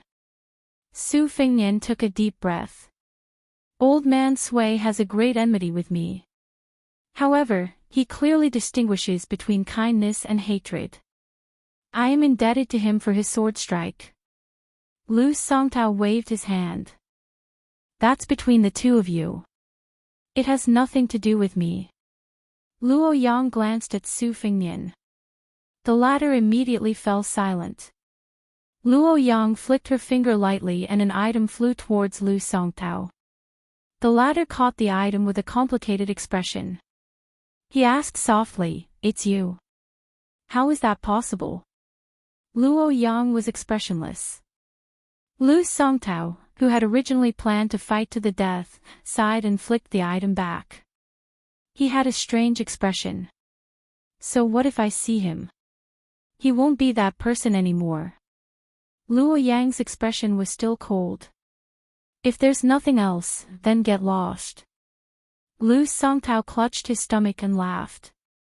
Then, he disappeared in a flash. As he left the city and headed east, this demon who had stirred up a reign of terror 100 years ago muttered to himself, "So there's someone more foolish than me." Luo Yang put on a fake smile and stared at Su Fengnian. "Woman, you really hold a grudge. Why don't you say that I took Lu Songtao's sword strike for you for no reason?" Su Fengnian was thinking about how to escape when Luo Yang opened her mouth and said with a smile, "The Yellow River Strike. This little girl will engrave it in her heart." Su Fengnian's hair stood on end when he heard the words, "little girl." Unexpectedly, the demoness Beimang lowered her head and covered her chest with her hand. She mocked herself, where did the heart come from? Chapter 8:14. Perhaps because it was close to the Shangyin Academy, the tea houses and taverns in the city all had elegant names. It was said that on the walls of any old inn, there were fragments of poems written by Confucians of different dynasties. The Sharp Snow restaurant was located in a secluded area in the city. When it snowed, few people went out to suffer. Plus, there was an unknown natural disaster or man-made disaster in the city, so the business was naturally bleak. The shopkeeper was depressed, thinking about when he could save enough money to buy the small house he had chosen long ago. This era was peaceful, without the turmoil of the spring and autumn period, so it was not a bad idea to buy more houses. His wife always complained that the dowry he prepared for his daughter was too little and could not support their reputation. Compared with the neighboring Song family, the shopkeeper was too far behind. As the head of the family, although he worked hard all year round to make a living, he could not say much. However, after working hard every day, he could go home and drink a cup of tea made by his daughter, so he did not complain anymore. He hesitated whether he should sell the calligraphy and painting that he had treasured for many years. He bought it from a southern Tang survivor who had wandered to another place at a high price. Now it could be sold at a high price, but he still liked it from the bottom of his heart. The shopkeeper sighed. Now that he was middle-aged, everything seemed to have come to an end. He looked up at the snowy street outside the building and pulled up his sleeves. When he saw the two of them enter the tea house, the shopkeeper hurriedly welcomed them, afraid that he would miss out on this deal that was made out of nothing. He didn't care about his reputation and smiled warmly. "In addition to the best tea before the rain, we don't lack good wine. What would you like to drink?" When the shopkeeper recognized the faces of the two people, he was somewhat stunned. The handsome young man was still all right. He had a warm smile on his face and looked very warm in the winter. With one look, one could tell that he was from a good family. However, the woman with a frosty face was frightening. The shopkeeper subconsciously shrank his neck. Fortunately, for some reason, the white-haired young man was very understanding. After patting the snow off his shoulder, he said with a gentle smile, "Shopkeeper, I'll have to trouble you to warm up a jar of wine. Make it as strong as you can. If you have a stove, bring it over and put it under the table. We can add some money." The shopkeeper quickly rubbed his hands and said with a smile, "It's free, it's free. It's only right." Su Fengnian and Luo Yang were sitting by the window. Lu Songtao had left the city inexplicably. It seemed that Luo Yang was about to deal with him. But when he and Yuan Zuozong were about to fight to the death, she said she was going to drink. Su Fengnian didn't let Yuan Zuozong follow them. Since she said to drink, Su Fengnian would drink generously. Drinking with a gentleman would most likely lead to death. However, drinking with Luo Yang would most likely lead to a better life. The wine was served on the table and the stove was set up. The two of them drank together. Su Fengnian raised his cup and took a small sip. With a slurp, he leaned lazily against the back of the chair and asked softly, "Bodhisattva Tuoba has been waiting for 30 years for you to spoil the good thing? What's going on?" Luo Yang didn't raise her glass to drink. She remained silent. Su Fengnian asked again, "You went to Zhulu Mountain to become the hierarch? Did you send Lu Lingue and the others to let me become a marquis?" Xiao Changqing is willing to be a guest of your devil sect and Zhulu Mountain is willing to contribute to West Chu's revival. But to be honest, I don't think West Chu's revival will be possible. When Su Xiao destroyed West Chu, he didn't divide the north and the south because he saw the general trend. He didn't proclaim himself as the emperor because people were disheartened. But once he did, those experienced soldiers would die for the dragon throne under his butt. Su Xiao had always been a calculator. He didn't do business at a loss. The current emperor of Liang dynasty's Xiao family is not an incapable ruler. He's diligent and self-disciplined to the point that it makes people's hair stand on end. Even if Xiao Changqing becomes a saint, it won't affect the general situation. Perhaps Li Yang wanted West Chu to revive their country with great fanfare. Burning down an entire granary, compared to burning down a bunch of scattered weeds, it was much easier to do. If my guess is not wrong, West Chu's revival will be successful in the beginning, but in the end it will be difficult for them to escape the imperial court's net. This kind of wicked thing, Yuan Benshi was able to come up with it. The emperor of Zhao family was also able to nod his head. Zhang Julu, who is already unrivaled in the struggle between factions, can devise a perfect strategy. Luo Yang was still resting with her eyes closed. She reached out a finger and lightly tapped the table. There was no rhythm to the tapping. A moment later, Su Fengnian suddenly felt suffocated.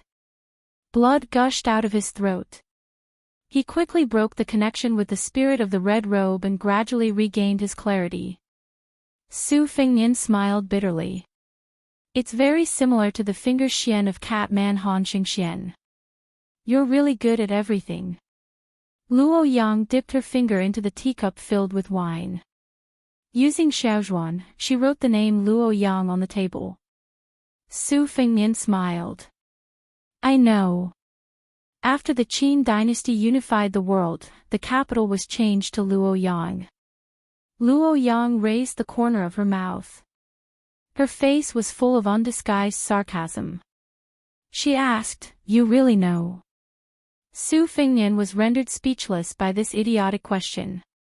However, this demoness in front of him had fought with the new number 2 ranked Bodhisattva Tuoba and the number 3 ranked new sword god Deng Tea. She had even dragged down the number 4 ranked Hong Jingyan. Today, she had even fought with Lu Songtao head-on. In the future, she would most likely have to fight with that old bastard in Martial Emperor City. Could it be that she would only stop after she had beaten up all the top 10 martial artists? How domineering of a madwoman was she? Su Fengnian lamented in his heart. Why did he have to meet her in Beimang? Where did the pure and innocent Huang Baozhuang from the city wall go? Su Fengnian voiced the question that had been puzzling him the most recently. Zhulu Mountain appeared at the end of the Qin dynasty. As the old saying goes, when Qin lost its deer, the world chased after it. Could it be that this Zhulu Mountain, which evolved into a demonic sect in later years, is a remnant of the Qin dynasty, just like the Beimang princess tomb? Luo Yang laughed wantonly. Remnant of the Qin dynasty, this comment really hits the nail on the head. Su Fengnian laughed with no sincerity. Luo Yang was too lazy to pay attention to him.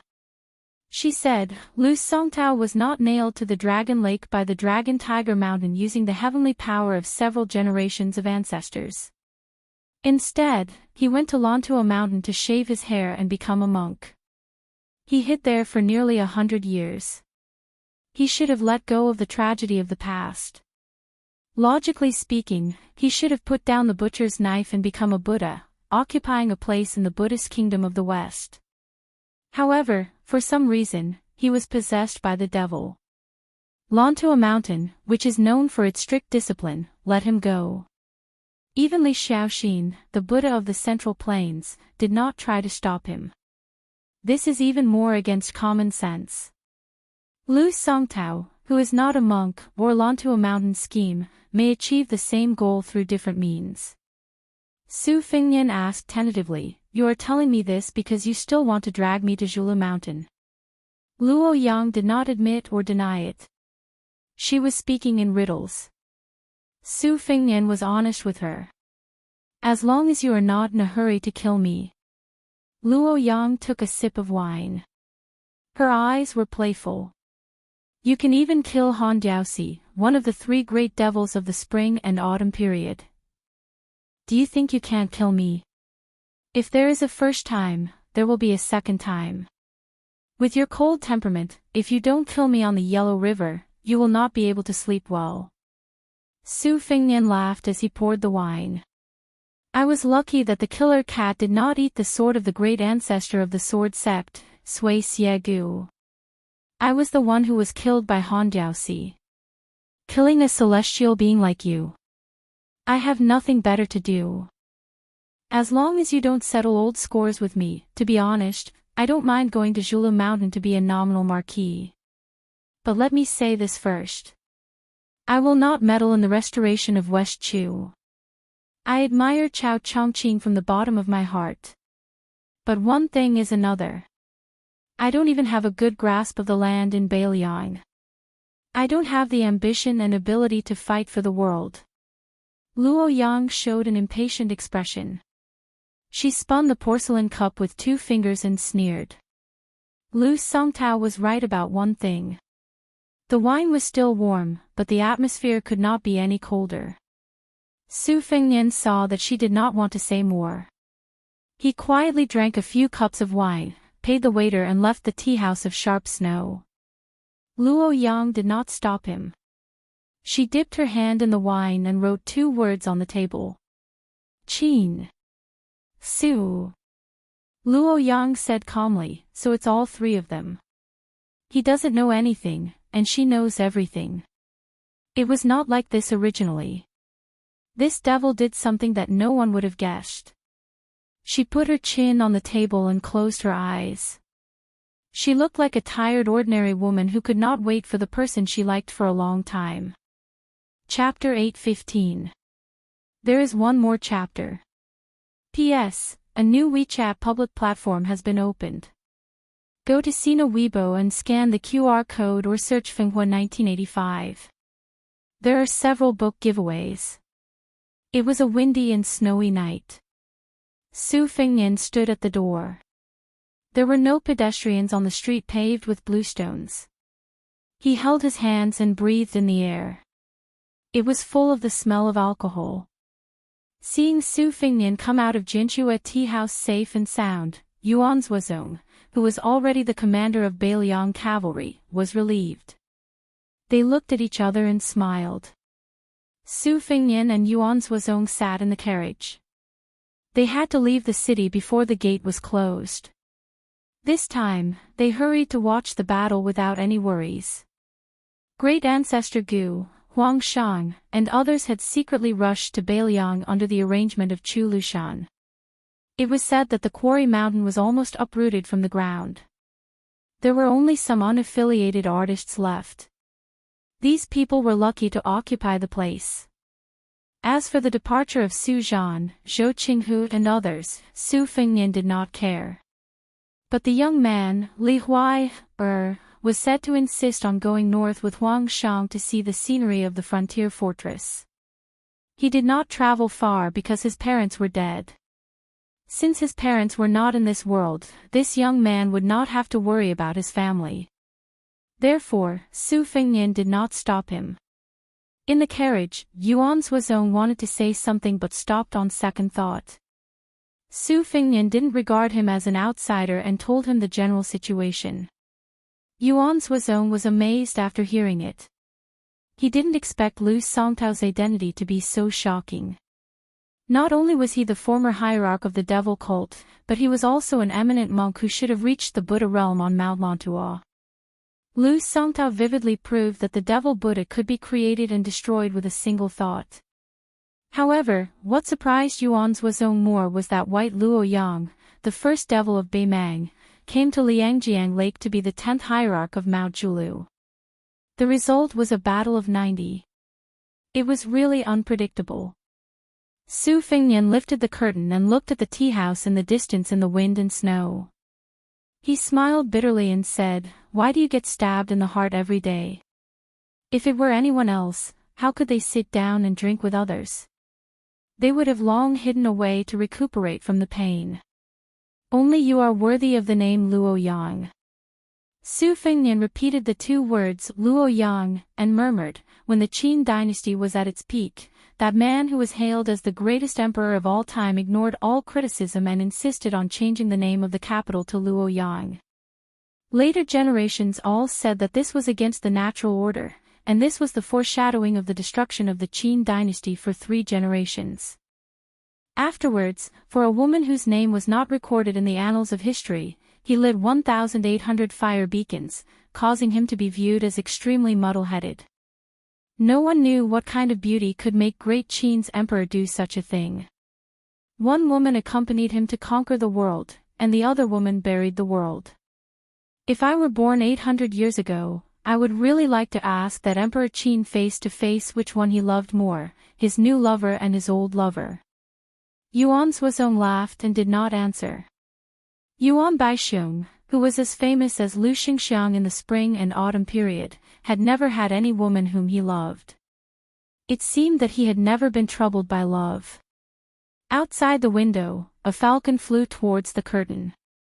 Su Fengnian lifted the curtain with a smile and untied the narrow bamboo joint from the falcon's claws, allowing the falcon to fly away. After reading the secret letter, he frowned and said worriedly, I don't know what happened to Wang Xiaoping. She fought with Lu Songtao and exchanged swords with him. This Taoism's first talisman sword seemed to be badly injured. Fortunately, Lu Songtao did not kill her. Instead, he took Wang Xiaoping and went to the east together. I don't think this is mutual appreciation. Even if it is temporary, Lu Songtao is crazy. Now that Wudang Mountain finally has Wang Xiaoping after the bull rider, she may be killed by Lu Songtao. But how can I stop them? Yuan Suozong shook his head and said, You can't stop them, and you don't have to. Whether Wang Xiaoping lives or dies, it is up to fate. One is crazy, and the other is a fool. Maybe this is a fated encounter. Senior Li Chungang had Dong Tai to take over his sword. Lu Songtao, who has quietly become a swordsman on land 100 years ago, may also want a newcomer in Jianghu to take over his sword. To be honest, I used to use a saber instead of a sword in military battles. Otherwise, I may be a swordsman now. The reason why the way of the sword can stand tall in Jianghu for thousands of years and stand alone to compete with the sages of the 3 sects does have its own unique charm. Your Highness, it is a pity that you don't practice swordsmanship. Su Fengnian said with self-mockery, You can't be distracted when practicing swordsmanship. I don't dare to practice it at all. If I give up halfway, I will be scolded and laughed to death. Yuan Suozong didn't speak anymore. He didn't want to get involved in such personal affairs. There were so many outstanding generals in Beiliang. He was afraid that he was the one who didn't know how to form cliques and pursue personal interests. Even Xia of Beiliang didn't dare to compete with Yuan Suozong on this point, let alone Zhong Hongwu and Yan Wenluan who had made great contributions for many years. But the more so, when Yuan Suozong took over Zhong Hongwu's cavalry alone, no one dared to make trouble. The trap set by Su Beiji and Qin Shiliang for Zhong Hongwu fell through. Zhong Hongwu, who had taken off his armor and returned to his farm, was unusually well behaved. Su Fengnian didn't know whether to laugh or cry. He could only sigh that Yuan Suozong was too domineering. Chu Lushan was the governor-general of Beiliang who was only under the governor and administrator of Beiliang. It was said that many people were ready to make trouble in private. This was probably an unintentional willow growing in shade. Qin Shiliang, who was vaguely the chief aide after Li Yishan and Mount Qingliang, had several social engagements with Chu Lushan recently. However, Su Beiji, who was born in a rich family, was the opposite and had a good relationship with many poor people. A domestic carp and a wild carp. Were they secretly competing to see who could jump the dragon gate first? Su Fengnian touched his forehead. Even an upright official couldn't solve a family dispute. It was a headache. When Yuan Zuozong raised his hand, he caught a glimpse of a few red ropes which were like vivid red snakes lingering around His Highness's arm. Yuan Zuozong smiled knowingly. The falling snow was like cotton. Outside the curtain, the teenager was humming a useless song which had been spread all over the country. It was just that he was out of tune. Chapter 8:16. Shengyin Academy was a beautiful place, but many people did not know that the academy that had lasted for thousands of years was actually a private school. The rulers who had controlled the Shengyin Academy for generations, whether they were wise or foolish rulers, had never tried to interfere with the Shengyin Academy. Perhaps they had made some small moves, but in the end, they were all unsuccessful. Shengyin Academy had always been outside of the imperial court. It was known as the academy that as long as there was a floor, a book, and a person, there would be an endless stream of literature in the Central Plains. Even the Liang dynasty, the only one who had unified the Central Plains after the Great Qin dynasty, treated the Shengyin Academy with respect. Although it was just a formality, it did not hinder the support of the Imperial College and the Yao family school behind the scenes to compete with the Shengyin Academy, hoping to create a tripartite scholarly landscape. However, on the surface, they still gave the Shengyin Academy a lot of special favors. For example, the Prince Shao Kai, who had unfortunately died suddenly, had once been an apprentice in the academy. The Grand Chancellor of the academy was also half an imperial preceptor. Now, even if the imperial court had opened the imperial examination to select scholars, and the imperial college had diverted many scholars away from the Shengyin Academy still deserved to be the leader of the literary world. In the past 2 years, there was a new female chancellor in the academy who lectured on music. The students all liked to respectfully address her as Mr. Fish and flocked to her like a flock of ducks. There were as many as a few hundred chancellors in the academy, but half of them were working behind closed doors and delving into private studies. Only about 160 of them were worthy of the title Mr. Jishang. Opening up a forum to give lectures, each specialized in a particular field. During this period of time, there were many Mr. Jishang lectures that were completely deserted. They were secretly ridiculed by the students of Jishang for being no more than 2 or 3 cats and dogs, playing the lute to a cow. She was good at music, and she taught in simple terms. She was not a 2-legged bookshelf fishing for fame. It was rumored that her father was a pillar of the Shengyin Academy, and her mother was a female sword attendant who was highly praised by the late emperor of West Chu. After the destruction of West Chu, it was reasonable for a woman with a desolate background to seek shelter in the academy. In addition, she was so beautiful and talented. Naturally, people admired her knowledge, adored her appearance, and pitied her family background. In the past 2 years, many students had been thinking about her day and night and were intoxicated with her. A gentle and graceful snowfall came unexpectedly. The snowflakes were not big, and they were timid and gentle. Compared to the majestic snow in early winter, it was much more pleasant. Today, Teacher Yu said that she wanted to admire the snow, so classes were suspended for the day. This greatly disappointed the students who had come because of her reputation. The academy was built along the mountain, and there were 3 independent lakes that were not connected to each other. The Lotus Lake adjacent to Teacher Su Weisheng's small building had always been a forbidden area. After the building was empty, no one cared about it. Many small boats were tied to the shore of the fearless lake for the scholars to paddle across the lake. On the small boats, there was a stove for cooking wine and admiring the snow. It was a delightful thing, but with so many small boats, it was like the end of a chessboard. There were many chess pieces densely packed, and the beautiful thing was not as wonderful as expected. The other small and exquisite Buddha's Palm Lake was cold and cheerless. This was because the lake was privately owned. Even the rich students had the money to buy a pig's head, but they did not have the ability to enter the temple to burn incense. They could only look at the lake from afar and sigh. Within 100 feet of the shore of the Buddha's Palm Lake, unrelated people were not allowed to enter. At this moment, in the lakeside pavilion sat a beautiful woman holding a white cat. Her appearance was charming and enchanting, but her temperament was cold and distant, which made people want to conquer her even more. The woman was wrapped in a white fox fur coat that was worth thousands of gold pieces. The slightly bloated white cat was lazily nestled in the fox fur coat on her chest, yawning. It was very lovable. Inside and outside the pavilion, there were 7 or 8 young children playing around. They were all children of the Ji Shang teachers who had settled down and taught in the academy for many years.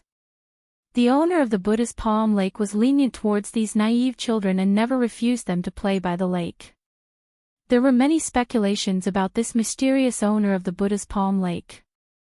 Some said that it was bought by the Southern Tang imperial family with a large sum of money, some said that it was the ancestral property of the Grand Preceptor of West Chu, Sun Shiji, and some even said that it was the private property of the descendants of the Great Qin dynasty.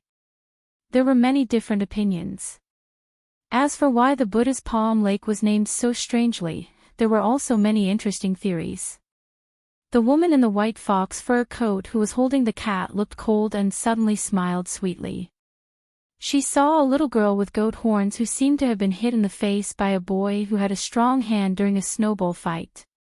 In a fit of anger, she rushed forward and kicked the boy who was laughing complacently. The boy, who had grown up with her childhood sweetheart, was directly thrown to the ground. The girl with goat horns was still angry. Seeing him struggling to get up, she slapped him to the ground again. The boy was stunned for a moment, then sat on the ground and cried loudly. The girl stood with her hands on her hips and looked around aggressively. She had the aura of a heroine who was invincible and lonely. The woman in the pavilion looked blurred and smiled softly. So lonely. Outside the pavilion, there was a comfortable voice that could naturally make women feel warm and comfortable. Mr. Fish can also feel lonely. The woman rubbed the white cat's head and frowned. When she turned her head, her smile had already disappeared. She saw a handsome face that was not unfamiliar to her. Qi Shens was a young man whose name was given by his father. He was from the old West Chu. His grandfather, Qi Duhai, was the favorite student of the national preceptor of West Chu, Sun Shiji. Qi Shens's father almost wiped out Yuan Suozong's entire army in the Battle of the Princess Tomb. Unfortunately, that battle was suspected to be an unfair victory. In the whole chess game, he still dragged down the general trend of West Chu. Later, in the Battle of the West Wall, this general died in battle. When his horse died, he dismounted from his horse and fought with it. He was stabbed dozens of times by Beiliang. In the Shangyin Academy, the orphans of West Chu were always superior. Qi Shens had such a prominent and tragic family background, and he lived up to his family's teachings. When he was young, he was praised by Sun Shiji as a child prodigy. Everyone in the Shangyin Academy knew that he was determined to win Mr. Fish, who was also from West Chu. Most people were happy to see it happen. The woman in the fox fur coat smiled politely and did not say anything. Qi Shen smiled and walked into the pavilion. He did not sit down but leaned against the pavilion pillar with a smile. He did not look at indecent things. He did not stop at the woman but looked up at the lake. In the eyes of ordinary girls, he was very unrestrained. There was an ancient tablet erected beside the Buddha's Palm Lake. It was the Xiaozhuan of the Great Qin dynasty. A white-haired young man who had sneaked into the Shangyin Academy squatted in front of the tablet. He reached out to wipe away the snow, revealing 10 mottled words: Buddha's palm, the 5 fingers or the 5 sacred mountains. Most of the children were lively. They could not stay still and immediately noticed this stranger. The heroine with the goat horn who had kicked and punched the boy ran over, followed by a few playmates who were waving flags and cheering for her. The white-haired young man in white just happened to stand up and stretch. They looked at each other and stared at each other. The little girl looked vigilant and asked fiercely, "Who are you? What right do you have to come to the Buddha's Palm Lake?" At the pavilion, Qi Shens also saw this scene and shook his head helplessly. He felt that the slender stranger was really a rascal. He did not know what he said, but the little girl in front of him was so angry that she punched and kicked him. The man bent down and reached out to touch the head of the goat horn girl. Such a childish young man, even if his hair turned white, what could he do? In the end, the bastard's loud shouts made the cultured and elegant Qi Shen so angry that smoke almost came out of his 7 orifices. Yue, how did our child grow so big in the blink of an eye? This child asked me who I was and I said that I was her father. Then she hit me. How did you teach your child? Chapter 8:17. If Qi Shen was the kind of person who would destroy his manners in a fit of anger, then he wouldn't be able to enjoy such a high reputation in Shangyin Academy. The descendants of the Qi family were generals in West Chu, charging into enemy lines without fear of death. As civil officials, they were able to do as they pleased, and in the blink of an eye, they had become good-natured gentlemen. This was probably the secret of how the Qi family was able to prosper in West Chu. Qi Shen's face was like jade, and there was a long sword hanging at his waist. It was normal for scholars to carry swords in the academy. There were even some comical students who carried large axes even though they clearly didn't have the strength to truss up a chicken. Shangyin Academy had always been lax about this. As long as they didn't use weapons to hurt people, they wouldn't stop them even if they carried all kinds of weapons in one go. But generally speaking, Jixia scholars still carried swords. Qi Shen watched as the man slowly walked over. Along the way, the goat-horned girl held a grudge and kept throwing snowballs at him. This guy wasn't angry at all, and allowed the snowballs to shatter on his body. As he approached the pavilion, he reached out his hand to pat the snow off his body, shook his head, and scraped his boots against the edge of the steps, as if he was afraid that people wouldn't know that he was an ignorant and incompetent scoundrel. The goat-horned girl was still nagging. The snow outside the pavilion was getting thicker, and she used all her strength to roll out a large snowball that she could hold with both hands. She wanted to give this detestable scoundrel a fatal blow, but because she ran too fast, the snowball was too heavy, and the steps were slippery. She staggered and was about to fall on the steps. The white-haired young man, whose back was facing the girl, nimbly stretched out his leg and tiptoed on her forehead, stopping her from falling forward. The little girl felt embarrassed in front of her playmate, so she grabbed this guy's leg and bit down hard. He jumped and turned around, bent down, and twisted her ear. The two of them were in a deadlock, competing in endurance. The two of them were using their eyes to bargain whether he should let go first or she should let go first. After all, the goat-horned girl was a little girl who couldn't bear pain. Her eyes were filled with tears, and she surrendered first. However, she was still pinched by this scoundrel who was only old but not virtuous. The little girl was heartbroken. She cried as if her innocence had been sullied by a flower thief. The naturally charming woman in fox fur put down the white cat and stood up to hug her, and only then did she feel a little better. Qi Shen sighed in his heart. It was too ridiculous that he was jealous of this country bumpkin. However, he was still a little angry at this person's rude words. Qi Shen's to ask calmly, what a real man's words. Unexpectedly, that bastard opened his mouth with a smile and hurled insults at him. I can beat up 500 elegant gentlemen like you with one hand.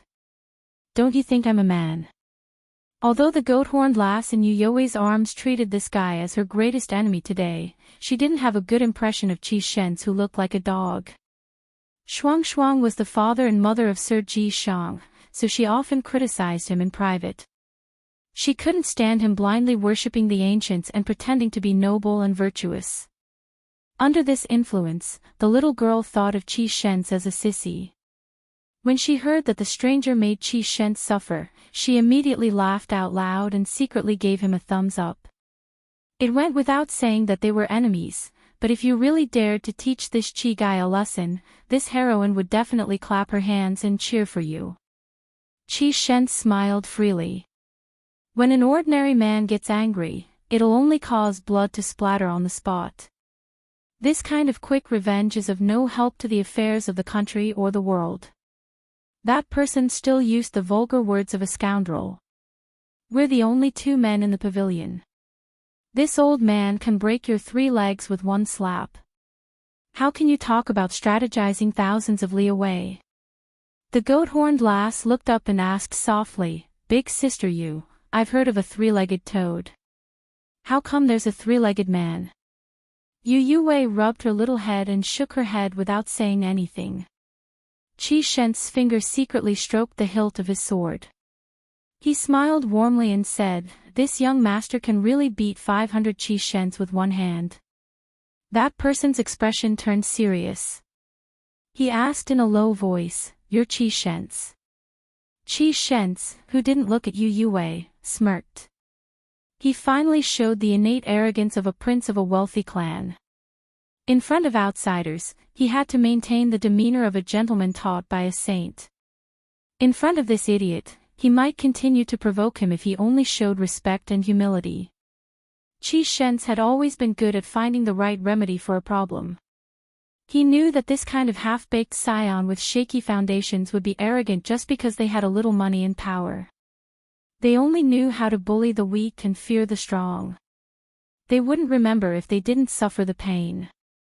Qi Shens was able to be like a fish in water in Shangyin Academy and become friends with many Ji Shang teachers despite the difference in age. Other than his own talent and knowledge, the Qi family was still thriving even after the collapse of West Chu. The foundation of aristocratic clans was that they wouldn't fall in the face of the wind. Regardless of the rise and fall of the dynasty, they would still do their own research. The emperors and kings would still have to treat the wise with respect. Most of the top 10 wealthy clans of the spring and autumn period had withered because they were too tall and attracted too much wind. Su Shao, that crippled butcher, was too ruthless. The Qi family, which was just a step or two away from becoming a top wealthy clan, had a much more unique advantage. They couldn't become a bird out of the forest, but they also wouldn't be ignored by the new dynasty. Qi Shens knew his own limitations. You can ignore me and say that I'm pretentious because I'm jealous, but you can't ignore the Qi family behind me. He didn't expect that the guy would immediately break his facade as soon as he spoke seriously. You're called Qi Shens. This is the first time I've heard of you. The name is pretty good, but you're not. The goat-horned girl originally thought that it was another person who wanted to curry favor with the rich and powerful. She was very disappointed, but when she heard this, she couldn't help but hold her stomach and laugh. She wanted to see the world in chaos. Her petite body rolled around happily in Yue's arms. Chapter 8:18. Even a clay bodhisattva would have some temper. Qi Shens had been humiliated time and time again in front of the woman he liked. The scholar cooked and swept the floor in a refined manner.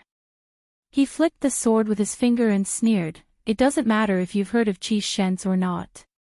The sword at his waist is called Exquisite, and it comes from the Donghua sword pool. For the first time, the man stopped being cynical and laughed softly. I've heard of Li Chuangong's wooden bull, Wang Lu of Huangzhentu, Su of Gojozian of the Wu family's sword tomb, and Lu Baijia's Ba Xiu. Exquisite. I've seen and touched a lot of women with exquisite figures. Qi Shens was so angry that he laughed. He didn't want to argue with him and directly used exquisite to teach this arrogant guy a lesson. At this moment, the woman in fox fur who was called Mr. Yu by the scholar sighed and said, Stop fooling around.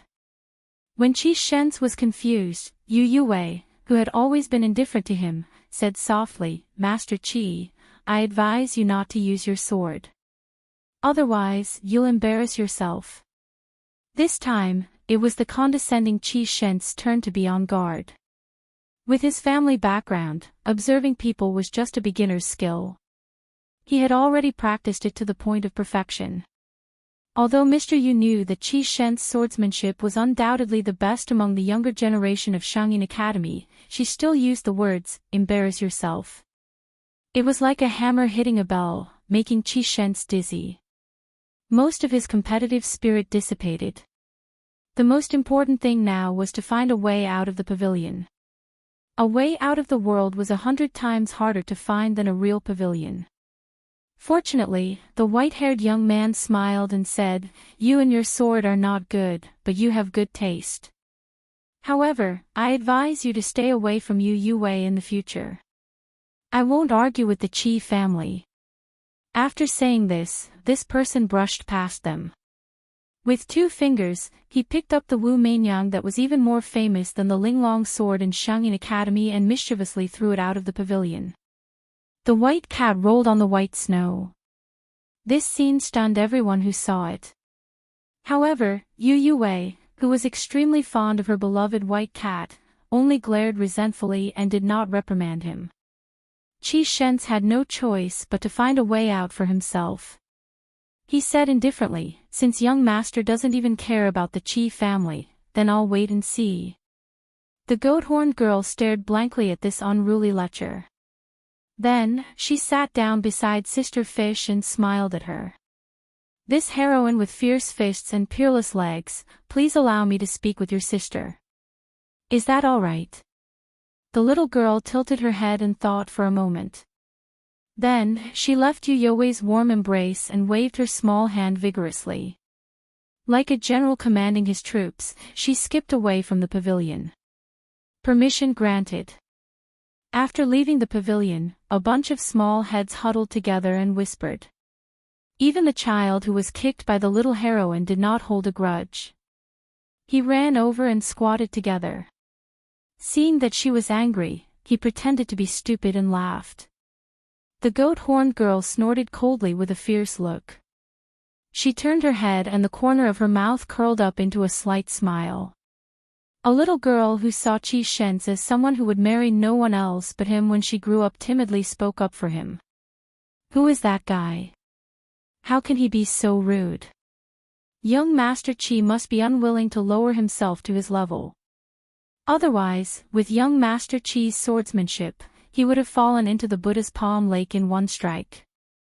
The goat-horned girl rolled her eyes and lectured her.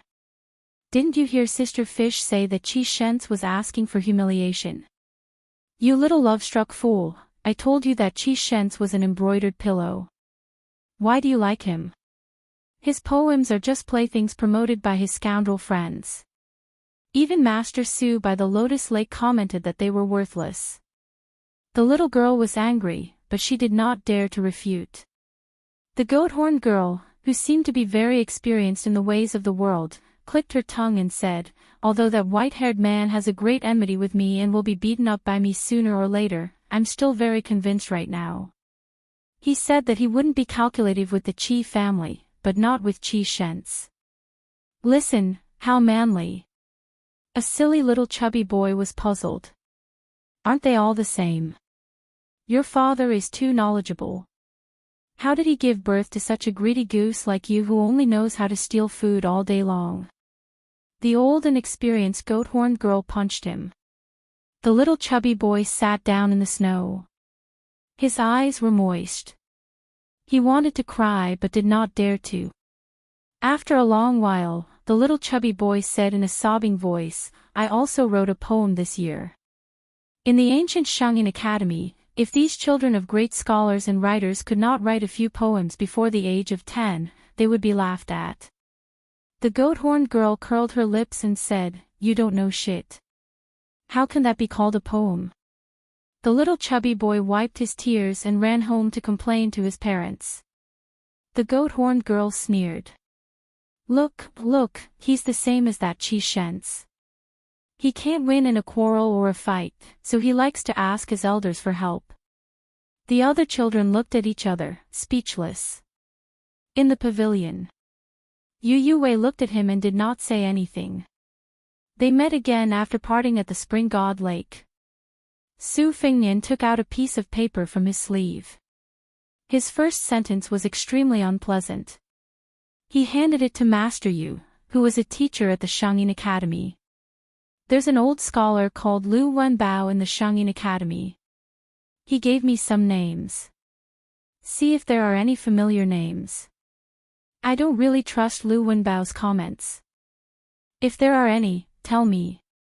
If they are close to the truth, then I'll use peaceful means before resorting to force. Regardless of whether they are 1,000-mile horse or 100-mile donkey, I'll send them to Beiliang first. However, since Lu Wenbao has appointed them as generals, I reckon that they are all people with some knowledge. They would be happy to go to Beiliang and get an official position. As for the Grand Chancellor, go and tell him. If he can't bring himself to do it, it's okay. I'll go look for him myself later. Yu Yue asked calmly, are you done? Su Fengnian nodded. She turned her head and said coldly, then His Royal Highness can leave. Su Fengnian was silent for the time it took for a stick of incense to burn. He said, okay, and walked out of the pavilion gently. The snow on his shoulders was white, but his hair was white. Chapter 8:19. There was a forest of merits and virtues in Shangyin Academy. Only Mr. Ji Shang could enter. Su Fengnian had studied the geography of the academy and was familiar with it. He thought that he would be stopped along the way, but when he entered the forest of monuments, it was lonely and only snow remained. His footsteps left a series of small pits in the snow, which were then covered by continuous snowflakes. Previously, he went to the small building by Lotus Lake where second sister stayed to study. He sat for a while and no one came to criticize him. Su Fengnian walked into the forest of monuments that recorded the merits of the ancestors. The monuments were of different sizes and most of the inscriptions were epitaphs. However, the graves were often not behind the monuments. The forest of monuments was like a different kind of history, quietly erected page by page in the back mountain of Shangyin Academy. Su Fengnian squatted down in front of an exceptionally small stone tablet and used his sleeve to wipe away the accumulated snow.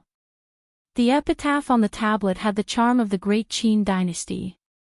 Su Fengnian looked up at the falling snow and picked a relatively majestic stone tablet to lean against. After an unknown amount of time, he opened his eyes and saw a petite figure in a straw raincoat staggering over. She held a bamboo basket covered in cotton in her arms and walked with great difficulty. When she passed by Su Fengnian, she was about to squat down when she seemed to have seen a pair of black eyes hanging in the air. She was so frightened that she fell on her butt. Su Fengnian stood up and shook off the accumulated snow on his body. With an apologetic expression, he reached out to pull the goat-horned girl up. He thought that the girl would walk straight over, but he didn't expect her to stop in front of the stone tablet, causing her to suffer a false alarm. The goat-horned girl patted her chest and glared at the mysterious white-haired enemy. After Su Fengnian asked, he found out that the girl's surname was Ouyang, and her ancestral home was Takuoka. The inscription on the tablet behind her was an elegy written by her father. Every time Su Weisheng read it, he would cry. Su Fengnian originally thought that the words were extraordinary, but after reading it, he realized that it was like a letter from home. It was trivial and trivial. Su Fengnian stood up and shook off the snow on his body.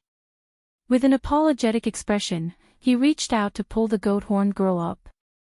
He thought that the girl would walk straight over, but he didn't expect her to stop in front of the stone tablet, causing her to suffer a false alarm. The goat-horned girl patted her chest and glared at her white-haired enemy who appeared and disappeared like a ghost.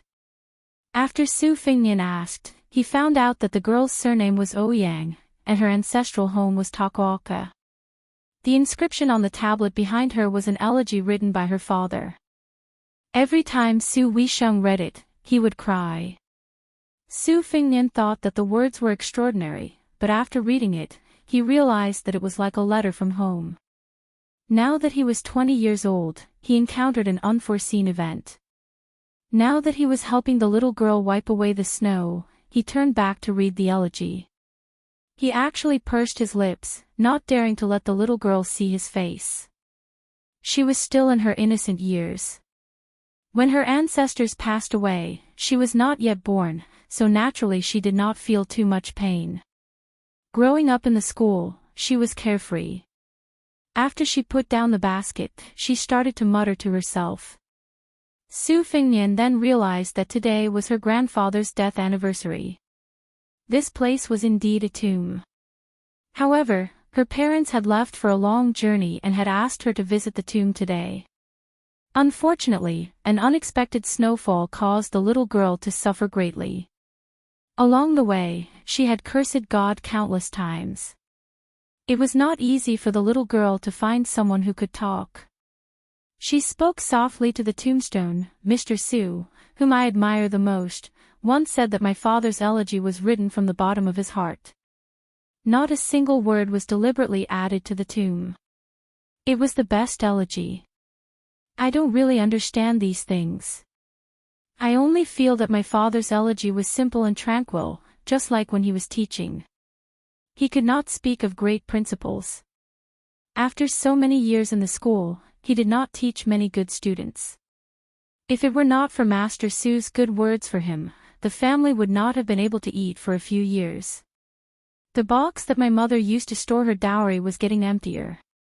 When I was young, I could still secretly wear a lot of jade hairpins in my hair when my parents were not around. Now I can't. Su Fengnian laughed softly. You are still a child now. The goat-horned girl with the surname Ouyang rolled her eyes. Sometimes you have a poisonous mouth, as if you have eaten a green snake, centipede, or scorpion. You can make our first young master of the Qi family so angry, but you are also not good with words. How can you talk to a girl like that? I think you must have not gained anything from Sister Yu, right? The squatting Su Fengnian put his hands in his sleeves and crossed them in front of his chest. He smiled and said, I ate a green snake, centipede, and you ate a crow. The little girl was smart. She raised her fist and pretended to be fierce. You are the one who has a crow's mouth. Su Fengnian smiled and squinted his eyes. At this moment, his eyes seemed to be narrow and intelligent. His handsome face was filled with warmth. It was hard to imagine that this was the #1 playboy in Beiliang who was feminine and full of ruthlessness. The best way to train one's eyesight was to train one's Taoism skills. When other people were racking their brains to jump into the vat of officialdom, Su Fengnian had already seen all kinds of strange and variegated shows in the vat. Although the goat-horned girl beside him acted like a heroine, like the king of children, her clothes were thin. At this moment, the overly loose straw raincoat she was wearing was even more tattered. Her family background was obviously not as good as her peers by the Buddha's Palm Lake. In another 5 or 6 years, the children would know the power of the soft knives in the world. Perhaps they would be bullied by their childhood playmates instead. Although the Shangyin Academy had been a holy land for learning since ancient times, there were bound to be disputes when there were hundreds of schools of thought contending. For example, during the chaos of the spring and autumn period, the military school was at its peak. Even those who were just there to make up the numbers were snatched away by the spring and autumn period countries as heroes who could turn the tide. However, at that time, there was a wave of blind looting, and the countries really did pick up the scraps a few times. Now that the world was settled, the scene of scholars saving the country was no longer as grand as it used to be. Most of the scholars of Jishang and Jixia were dormant. It was inevitable that they would be entangled in daily necessities and seek personal gain. Lu Wenbao had recommended more than 10 people, but they were weak. Most of them were like this. They were depressed and did not achieve their goals. The goat-horned girl lifted the basket and asked, Are you coming with me? Su Fengnian shook his head. I'm about to leave the academy. She frowned her delicate eyebrows that already had a pair of embryonic willow leaves. She lowered her head and looked at the bamboo basket. Poor children had to take care of the household early. The food in the basket should not be wasted. However, she had a small appetite. Although it was not easy to get sick in winter, after all, the food was warm and would spoil the taste. Of course, the main reason was that she felt that it was really boring to walk back 1 or 2 miles by herself. It was better to have someone to talk to on the way back than to be alone in the cold. Su Fengnian smiled. If you don't mind me freeloading, I'll go with you. The goat-horned girl gracefully snapped her fingers and said the same witty catchphrase, approved. Chapter 820. Returning home in the wind and snow, the goat-horned girl was wearing a pair of fine brocade boots. However, as she had not changed them for many years, the satin fabric was so worn that it could not withstand the wind and rain. Walking from her home to the Dowd forest, she was nearly soaked in them. The young lady was vexed that she had been in a hurry to cook and had forgotten to change her shoes when she left the house. She was both distressed and remorseful. However, thinking that the new year was approaching and that her mother had promised to buy her a new pair of shoes in the first month of the lunar year, she was somewhat expectant. Su Fingnian took the bamboo basket and had her walk behind him. Having unexpectedly found a living person in the forest of steels, the little girl was in high spirits. She didn't have the taboo of speaking too much with a shallow acquaintance. Apart from introducing herself, she also talked about some old stories. She said that her grandfather was a great literary hero of the old northern Han who was untainted by the wind and had written splendid essays. However, on the eve of the country's destruction, he spoke a few words of fairness to a great general surnamed Su in the imperial court. As a result, he was removed from his position and almost had his head chopped off. When he arrived at the education palace, he lectured on the righteousness and benefit of the state and was also ostracized. The young lady was not afraid of exposing her shortcomings. Su Fingnian followed her to the small courtyard that she shared with several scholars of the Ji Shang dynasty. Most of the other chancellors of the academy also had a festive atmosphere in their windows. Only her house had a rack of grapes in front of it. After entering winter, there was no greenery, only vines, making it appear even more dismal. The young lady, on the other hand, was content and cheerful. Perhaps she had taken after her parents' temperament. As she walked past the rack of grapes, she raised her head and said with a smile, "You came at the wrong time. Summer is the best. Pick 2 or 3 bunches and place them in the Buddha's palm lake for 2 hours. They are so delicious that even the immortal peaches in heaven cannot compare to them. It's just that they attract mosquitoes at night." The goat-horned girl changed into a pair of boots and set up a stove. Placing the soaked boots beside the stove, she then went to uncover the pot to warm the food, allowing Su Fingnian to do as he pleased. He picked up a small stool and sat by the door. Out of the corner of his eye, he could see the corner of the young lady's boudoir. It was a small table and cabinet, simple and clean. The sky gradually darkened, but the reflection of the snow made it brighter than usual. The doors of the other houses in the courtyard were tightly shut to block out the wind and snow. Just as Su Fingnian was sizing her up, the door across from him opened with a squeak. The young child who had been thrown to the ground by the goat-horned girl earlier ran out. His lips were red and his teeth white. When he grew up, he would most likely be an elegant and charming scholar. But when the child saw the stranger who had angered Master Qi in the pavilion, he was a little timid. He stood at the door, not knowing whether to advance or retreat. A middle-aged man who was reading softly with an ancient scroll in his hand somehow came to the door. He followed his son's line of sight and saw Su Fingnian sitting on the stool. He thought for a moment, held the book with one hand behind his back, and stepped over the threshold. He approached the door of the Ouyang family and smiled, "Little wooden fish, do you have a guest?" The elegant man spoke politely and nodded at Su Fingnian with a smile. Su Fingnian also stood up and greeted politely, "Greetings to Mr. Ji Shang." This way of saying things was normal, but the advantage was that there would be no mistakes. Everyone in the court laughed that those who swept the floor and did odd jobs in the academy could be respectfully addressed as Mr. Outside. The goat-horned girl nicknamed Little Wooden Fish poked her head out of the kitchen and smiled, "Hello, Uncle Qin." After exchanging some pleasantries, Mr. Qin turned around and left. When he closed the door, the sound was slightly louder. Only then did the goat-horned girl snort. This fellow can be considered as Qi Shen's personal helper.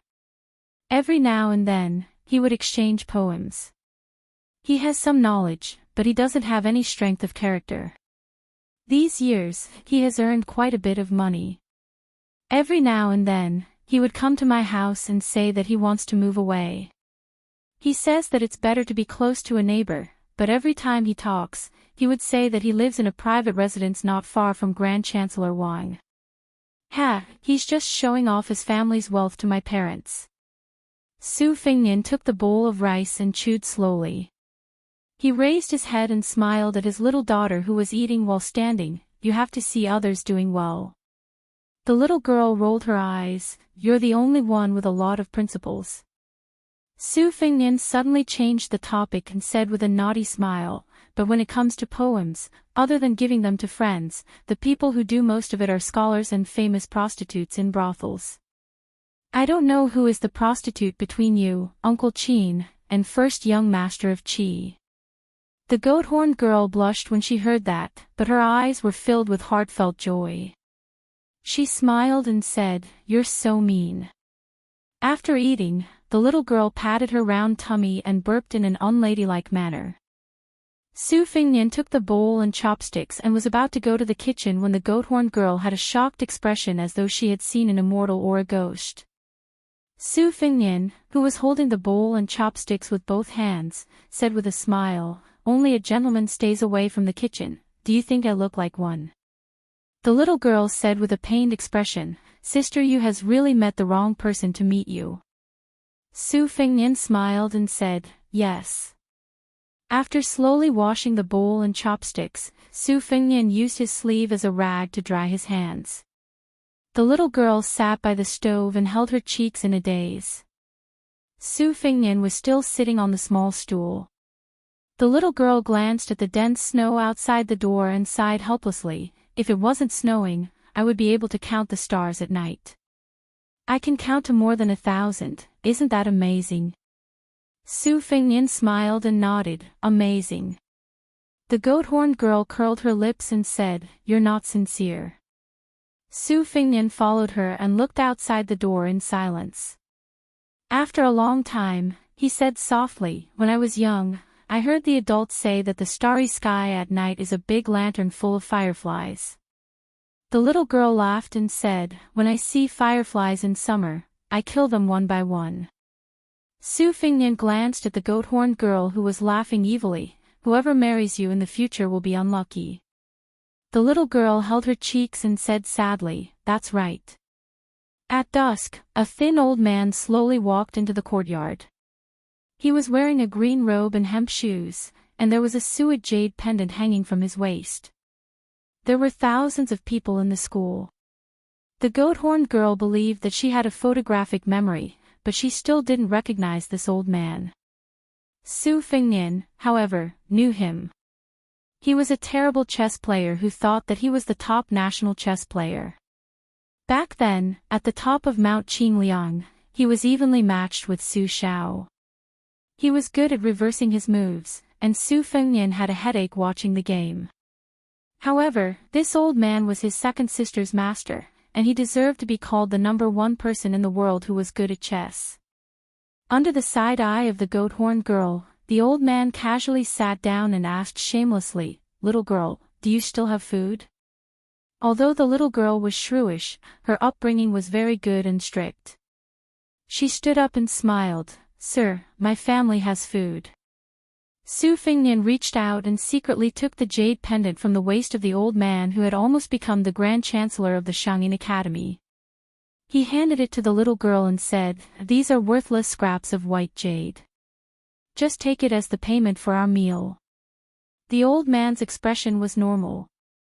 He nodded with a smile and didn't give the little girl a chance to refuse. "If you don't accept it, I won't eat it." The little girl shook her head hard and said seriously, "Can we not be so tacky?" Su Fengnian and Chancellor Wang looked at each other and smiled. Su Fengnian didn't return the jade pendant to the Chancellor. The latter waited for the little girl to go to the kitchen to cook and asked calmly, "I have 600 people. Do you dare to eat Bailiang?" Su Fengnian thought for a while. "There are only people who starve to death. I've never heard of people who eat to death." The old man shook his head and said in a low voice, "Not necessarily." Su Fengnian smiled and said, it's hard to say if half of these people can reach Bailiang in the end. They won't eat to death in Bailiang. The old man nodded and said, "That's true." Chapter 8:21. The goat-horned girl was very considerate and didn't care that the two guests had stolen the limelight. Seeing that they looked like they were going to talk in the middle of the night, she lit up 2 thick red candles in the hall and went to her boudoir to flip through her books. The door was half closed and there was a small gap. She was willing to light up the lamp, so she secretly squatted by the door and read with the help of the faint light. The number of chancellors and teachers in Shangyin Academy were as many as the hairs on a cow, but there were only a few who could be evaluated as a master. Back then, Chancellor Wang won the debate between name and reality, lost the battle between heaven and man, and lost to the current Grand Chancellor of the Academy. In terms of weight, he was still ranked in the top 3 in the Academy. In terms of the talent of eloquence, no one could beat him. At this moment, Chancellor Wang bent over and stretched out his hand to warm himself by the fire on the stove. The light shone on his weathered face and he occasionally picked up a peanut from the bowl and threw it into his mouth. Su Fingnian sat on a small stool and carried the girl's favorite pair of brocade boots. He controlled the fire and roasted them slowly at a height away from the burning charcoal in the stove. In this way, no matter how prestigious their identities were, both of them had a rustic vibe and didn't look like clay bodhisattvas who were worshipped high above. The two of them didn't speak hastily even though the situation was urgent and could be said to be urgent. After all, the affairs of the world couldn't be discussed with one's hands and couldn't be regretted. Chancellor Wang was serious this time and his mood wasn't relaxed. Scholars only talked on paper and often had high standards but little ability. Chancellor Wang spent his whole life studying the art of maneuvering, but no matter how good the plan was, it still had to be done by people. Once a piece was placed on the chessboard, it couldn't be changed again. However, how could a living person be so simple? Who would be willing to be a puppet or a pawn to cross the river? This was also the root of Chancellor Wang's carelessness in playing chess. The chessboard and chess pieces were all dead objects. Otherwise, if he were to choose a talented person to govern the country, he could just casually pick a few famous national players. When the little girl who was hiding behind the door to read her book was flipping through the pages, she glanced at the white-haired man outside the door. She definitely couldn't hate him, but if she were to say that she liked him at the first awakening of love, she wouldn't. Firstly, she was still young, and secondly, in the matters between men and women, it wasn't as if the other person was good enough for her to like him. Love didn't start and end, who could say for sure what fate was? The goat-horn girl was influenced by her family of scholars and felt that she would still find a scholar like her father in the future. The warm and handsome guy in the hall outside the house was good, but unfortunately, he wasn't her cup of tea. The little girl didn't have any intention of eavesdropping, so she withdrew her thin thoughts and subconsciously dipped her finger in her saliva. She gently flipped through the book and put it in her mouth before smacking it. Her mouth was filled with the fragrance of ink and she laughed to herself. Her parents always said that this habit of hers wasn't good, that it wasn't easy to collect books and that it was detestable to destroy books. However, how could this little girl care about these things? She wouldn't change even after repeated admonishment. In the hall, Chancellor Wang finally opened his mouth slowly. Don't think about victory, think about defeat first. Let's talk about the worst. Among the 600 people, the teachers and scholars are roughly divided into 2 and 8. Among them, a small half of the scholars from Jixia have been sent by me to study and lecture in Old Shu, Jizhou, Xiangfan and other places using various excuses. Half of the teachers from Jixia have opened private academies within 800 miles of Bailiang or have attached themselves to the local dignitaries. It's relatively easy for these people to enter Bailiang, but we can't rule out the possibility that the imperial court is secretly watching them.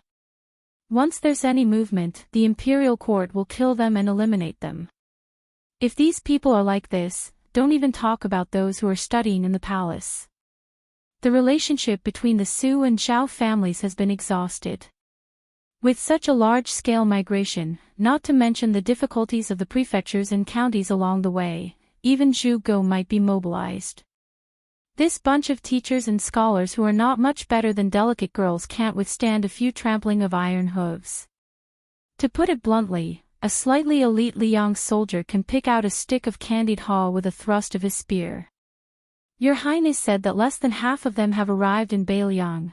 It's not an exaggeration to scare people. Su Fengnian smiled and said, "We'll deal with whatever comes our way."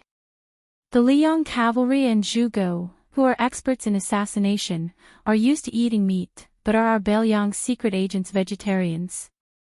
When we were eating meat with big bowls back then, weren't they still eagerly waiting to drink soup on the side? Mei Shifu once specifically left a brocade pouch for us to deal with this matter, and now we've already begun to launch countermeasures.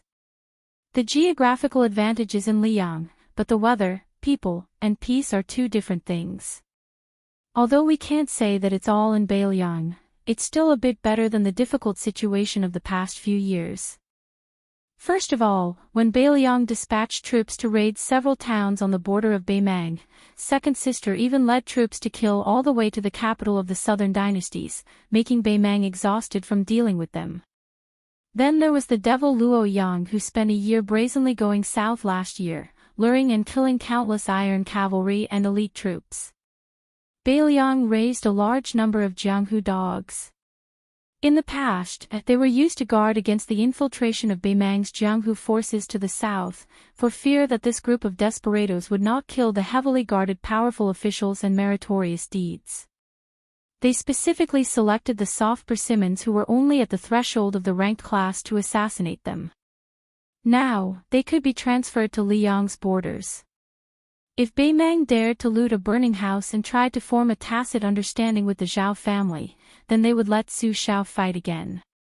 Coincidentally, the newly appointed Protector General of Beiliang, Chu Lushan, and the cavalry commander Yuan Zuozong were both worrying about how to deal with the new officials. If Beimang were to be implicated, even Zhong Hongwu and Yan Wenluan would be happy to see it happen. Moreover, Zhuge of Liang had ruthlessly killed a number of the top spies in Zhuge when Chao Chongqing was welcoming the princess. Now, it had not recovered its strength. Beiliang's death warriors were not good at fighting in battle formations, but they were still good at this kind of covert operations. If they were to fight Zhuge, they would barely not be at a disadvantage.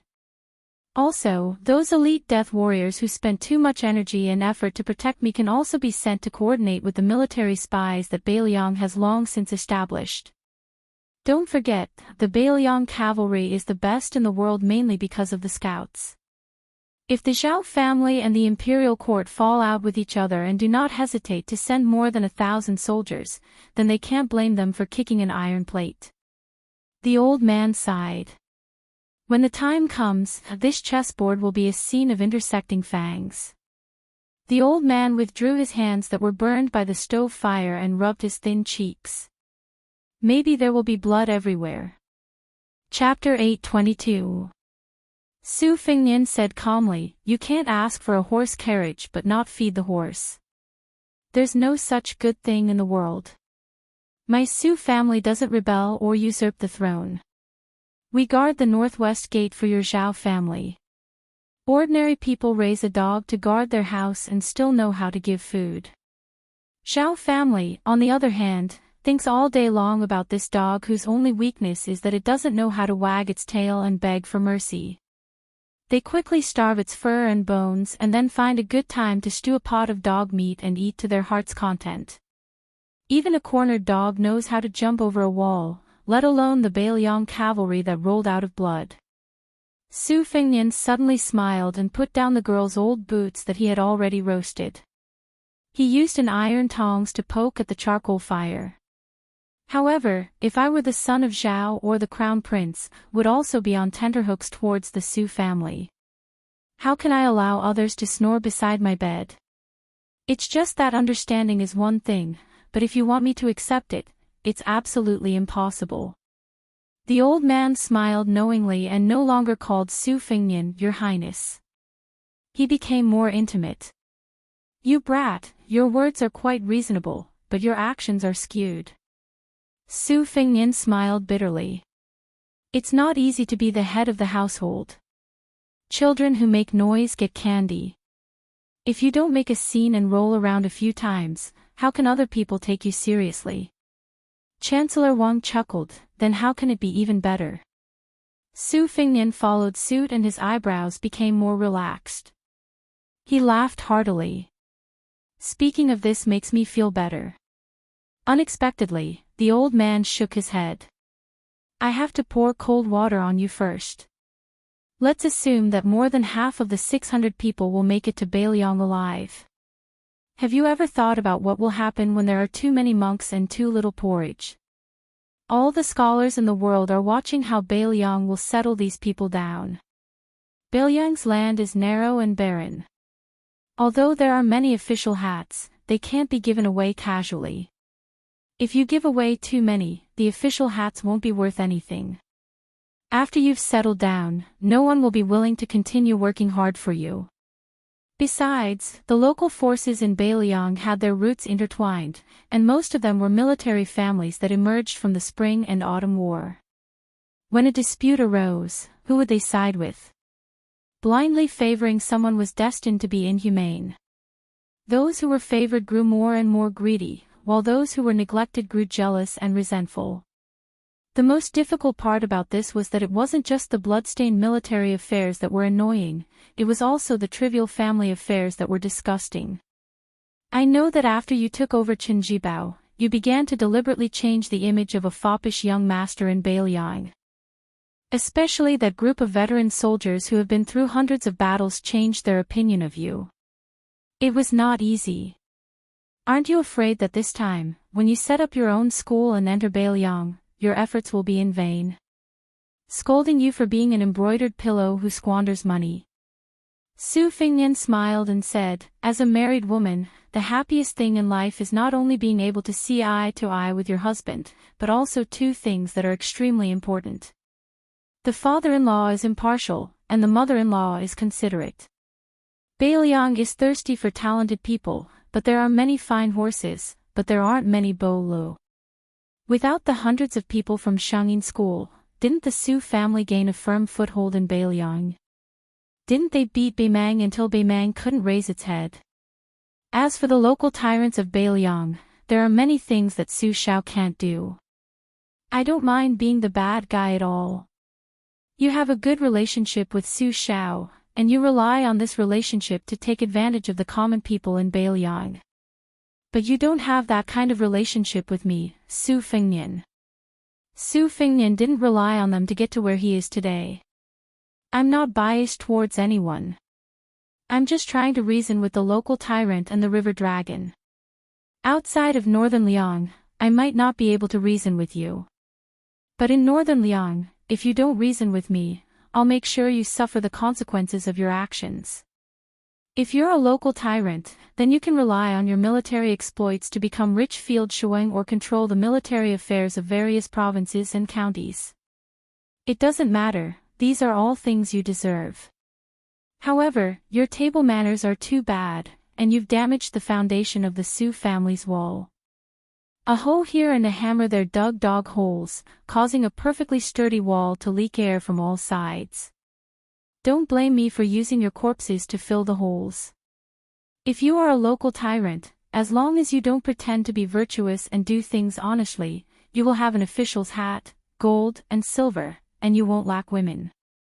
Beiliang's narrow territory also has its advantages, and that is, everywhere you go is under the Su family's nose. Everything you do can be seen. What the Su family does is nothing more than the word justice. As for the earnest advice, I'm afraid I'll have to trouble you, old teacher. I think you will also be cursed behind your back. Chancellor Wang nodded and said, with justice and a woman's heart, this bunch of pitiful newlyweds who have lost their maternal families. As long as they are diligent and thrifty, they won't have to worry about not being able to make a name for themselves. There will definitely be bumps and bruises, but at least they won't be so miserable that they have to hang themselves and jump into a well. That's enough. They aren't delicate young ladies from influential families. As long as they have good in-laws who put themselves in their shoes, they will be able to endure hardships. Su Fingnian smiled and joked, the first time I saw old teacher playing against Su Xiao at the top of Mount Qingliang, your words were refined. It's probably because you are interacting with a vulgar person like me that your words are also vulgar. Old teacher shook his head and said self-deprecatingly, this is called choosing the right medicine for the illness depending on the person. Interacting with the king of Beiliang, the #1 boorish man in Liang, if I deliberately try to worm my way into being friends with him, I will have to deliberately put my arm around his shoulder and drink a lot of wine and eat a lot of meat. Wouldn't that make things difficult for this old man? Besides, the reason why the art of vertical and horizontal is also called the art of long and short is nothing more than using one's strong points against the enemy's weak points. Speaking of which, I would like to be bold enough to test His Royal Highness. What are the strengths and weaknesses of Beiliang and Liang? Su Fingnian said helplessly, old teacher, you will have to ask Su Beiji or Chen Shiliang about this. I am not willing to expose my own weak points. Does this count as grasping the surface of the art of long and short? Chancellor Wang gave a soft hum. Su Fingnian asked softly, this young lady's surname is Ouyang. Her grandfather's surname is Ouyang.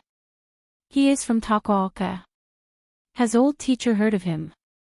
Chancellor Wang said calmly, the young lady's father is half a student of mine. He doesn't think highly of Beiliang, so he won't follow her to Beiliang. Su Fingnian nodded. That was good too. Shengyin Academy had suffered such a big change. In order to calm the people down, the academy and the imperial court would definitely have a better life in the future with the knowledge of the goat-horned girl's father. Su Fingnian stood up, then let's go. Chancellor Wang stood up and smiled, aren't you going to say goodbye? Su Fingnian smiled, that girl hates tacky people. The two of them walked out of the house quietly. After Su Fingnian closed the door, he hung the jade pendant that he had stolen on the way on the grape rack. On the second day, the wind and snow stopped. A huge snowman that was as tall as a few people stood beside the Buddha's Palm Lake in Shangyin Academy. The goat-horned girl ran all the way to Yu Youwei's courtyard and screamed excitedly, Sister Yu, there is a huge snowman beside the lake. It looks like you. Chapter 823. A group of strange travelers appeared on the road. 8 of them were carrying a palanquin that was neither a bed nor a couch. It was similar to the palanquin used by the royal family of the old southern Tang Empire. A wide gauze canopy was added to the top of the palanquin. Vaguely, one could see the graceful figure of a woman behind the palanquin. She was an extremely seductive beauty. In front of the palanquin was a beautiful ceremonial official dressed in green. She was holding an ivory palanquin. Tied around her waist was a bag of golden silk fish made in the old southern Tang Empire. She seemed to be walking slowly, but in fact, she was gliding rather quickly. The 8 servants were unusually burly and walked as if they were flying. Even in the winter, they were bare-chested.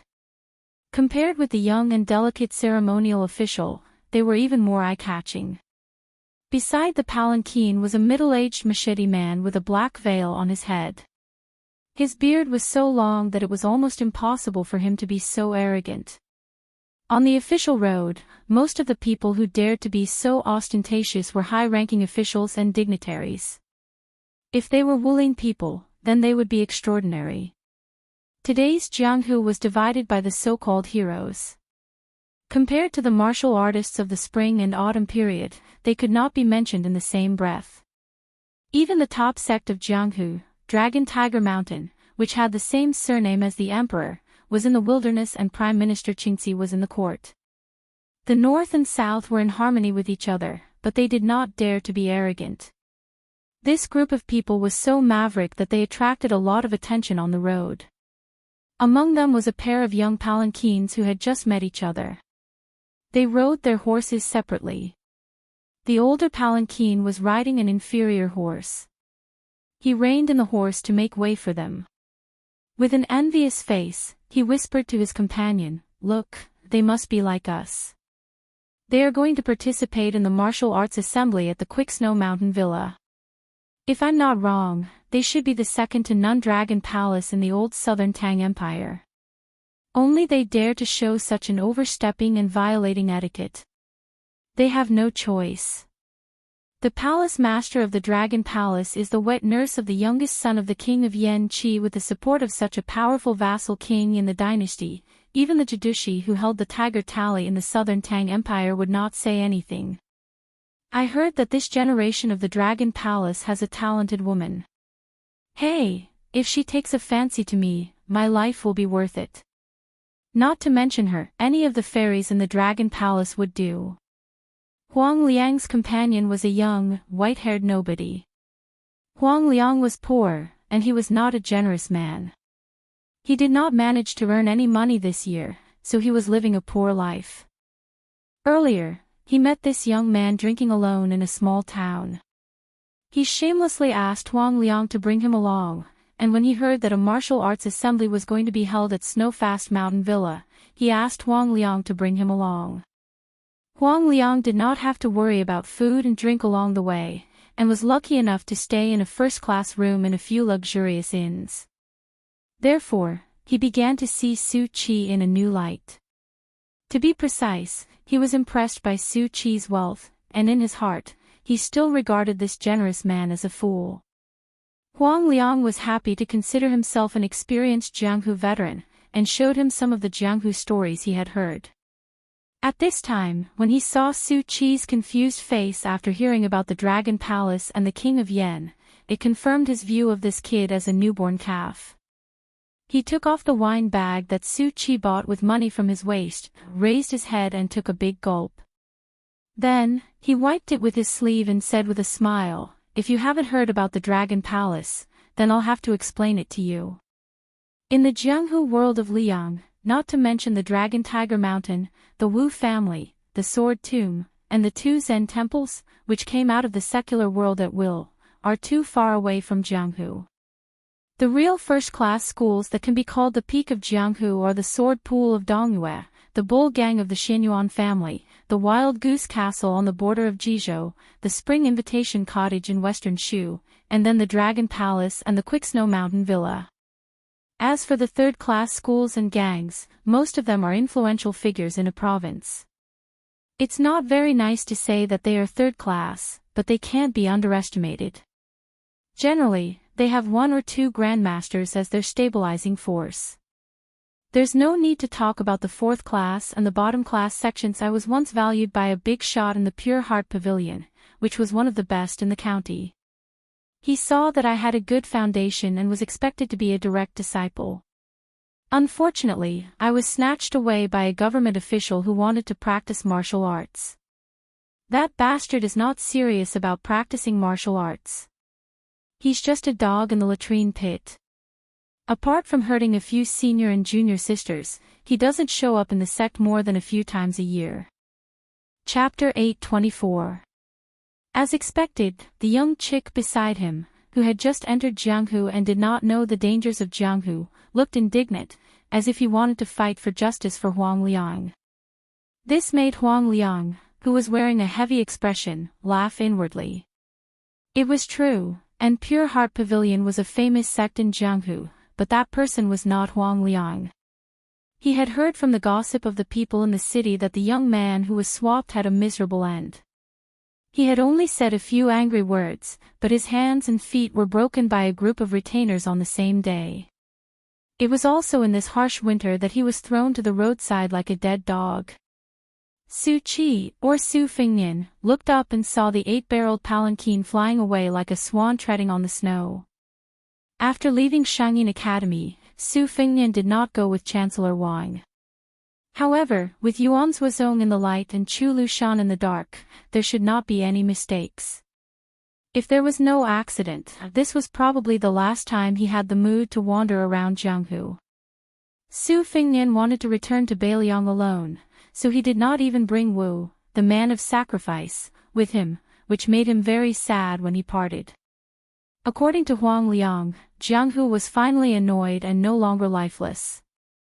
The reason was that the Dongyue sword pool, which had a high status among the first-class sects, took the lead and the Spring Invitation Cottage of Western Shu agreed. They asked the Quick Snow Mountain Villa to be the host, intending to choose a person who could convince the masses to sit on the throne of the Wulian alliance that had been vacant for decades. The reappearance of the devil cult, the emergence of their disciples and grand disciples, and mad monks' journey to the east, had gradually caused the entire Jianghu to show signs of magnificence. Su Fengnian did not look at the ripples on the water, wondering if the Dongyue sword pool and the Spring Invitation Cottage had been instructed by the imperial court to imitate Beiliang and start to reorganize the forces in Jianghu. Dongyue sword pool had been the imperial court's dog-beating stick for years, beating anyone who was not convinced. After Chen Jibao entered Shu, the Spring Invitation Cottage had been flirting with each other openly.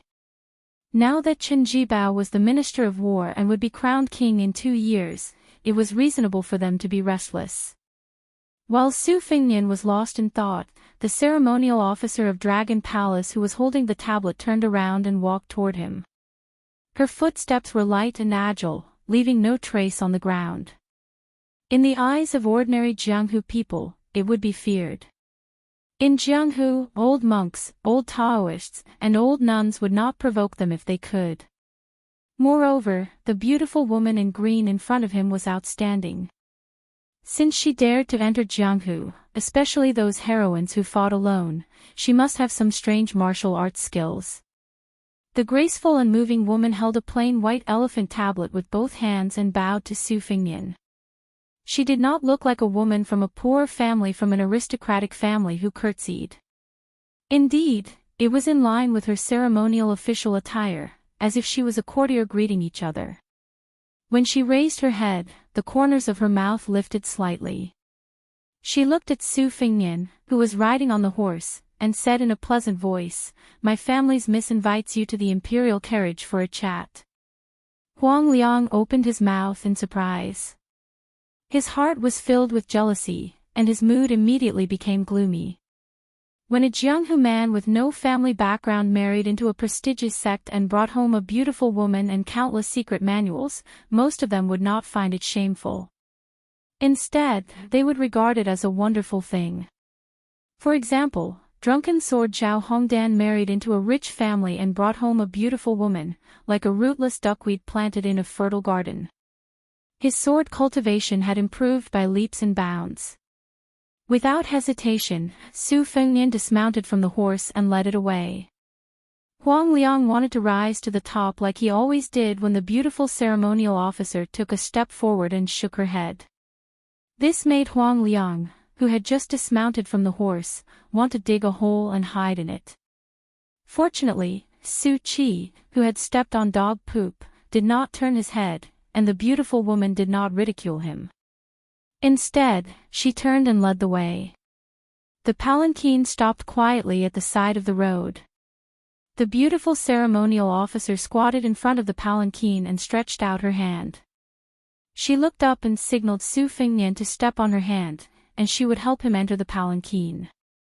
Su Fengnian smiled and shook his head. He just handed the reins to her and asked, "The soles of my shoes are a little dirty. Is it okay to dirty your lady's tent?" The beautiful ceremonial officer, who was leading the horse with one hand and holding the tablet with the other, smiled gently and said, "It's okay. After you enter the tent, I'll help you take off your shoes." The bearded man frowned. He held the saber in his hand and stared at Su Fengnian covetously. Su Fengnian faced the gauze tent, cupped his fist and said, "Su Fengnian has disturbed Fairy." She then tiptoed and slipped into the gauze curtain. The woman was in her 30s and had a dignified appearance. However, even though she was kneeling on the ground, one could still vaguely see that her legs were long and slender. The side of her round buttocks that were squeezed out from her kneeling posture were even more alluring. Only an old flower expert would know the uniqueness of a woman's figure. Seeing Su Fengnian enter the tent, the woman smiled politely and gracefully. She quietly added a piece of spice into a thick, glazed green porcelain stove beside her. Su Fengnian did not bother the ceremonial officer to take off his shoes. Instead, he took them off himself. The ceremonial officer had already put away the tablet and handed Su Fengnian's horse to the bearded man. She took the strange man's boots with both hands. There was no difference on her pretty face. The incense burner was slightly tipsy, which was originally used for lavender to avoid filth. Su Fengnian took off the hook and let down the gauze curtain. He sat cross-legged with the fairy of the Dragon Palace. She did not speak. Su Fengnian glanced at the incense burner out of the corner of his eye. The incense burner was painted with pictures of swords. Under the fragrance, the porcelain surface flowed like a lake, like a lifelike picture of a swordsman wielding his sword. This incense burner was vaguely a superior swordsmanship manual. Su Fengnian smiled knowingly. Jianghu people said that the Dragon Palace had all kinds of treasures and was as rich as a country.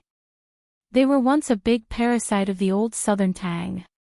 The woman, who might have been a married woman, smiled and asked, "Do you also practice swordsmanship?" Su Fengnian nodded and said, "Yes, I have." "May I know why Fairy asked me to take the carriage?" The woman stared at Su Fengnian and said calmly, "Do you know a prophecy left by the first-generation founder of the Dragon Palace?" Su Fengnian smiled and said, "My knowledge is shallow. I don't know." The woman did not mind and said, "It's hard to paint the skin but not the bones. You may know the face but not the heart. Our Dragon Palace has always been famous for drawing tigers and dragons. We are also good at observing people's bones." Su Fengnian spouted nonsense. "When I was young, the fortune teller said that I would either become a hero or be hacked to death by a hero in the future. He estimated that my bone structure was not bad." "Fairy, how could you tell from so far away?" "Then Fairy of the Dragon Palace, you really have the ability of an immortal." The woman was obviously otherworldly. She was not used to such vulgar words and did not know how to respond. For a moment, there was only the fragrance and the sound of a needle falling could be heard. Chapter 825. Su Fengnian did not intend to pretend to be deaf and mute all the way to the snow villa. He smiled and said, "I have never heard of the words of the founder of the Dragon Palace, but I have heard that the Dragon Palace has a treasure called the Black Flower Cloud Dragon Pattern Censer. It symbolizes the eternal stability of the Southern Tang dynasty. Its outer wall is covered with black and purple spots. Once it is put into the censer and it burns, the mist will rise and the image of 9 dragons coming out of the sea will appear." Upon hearing this, the woman smiled. Her appearance was not eye-catching, but it set off her classical temperament and made her even more outstanding.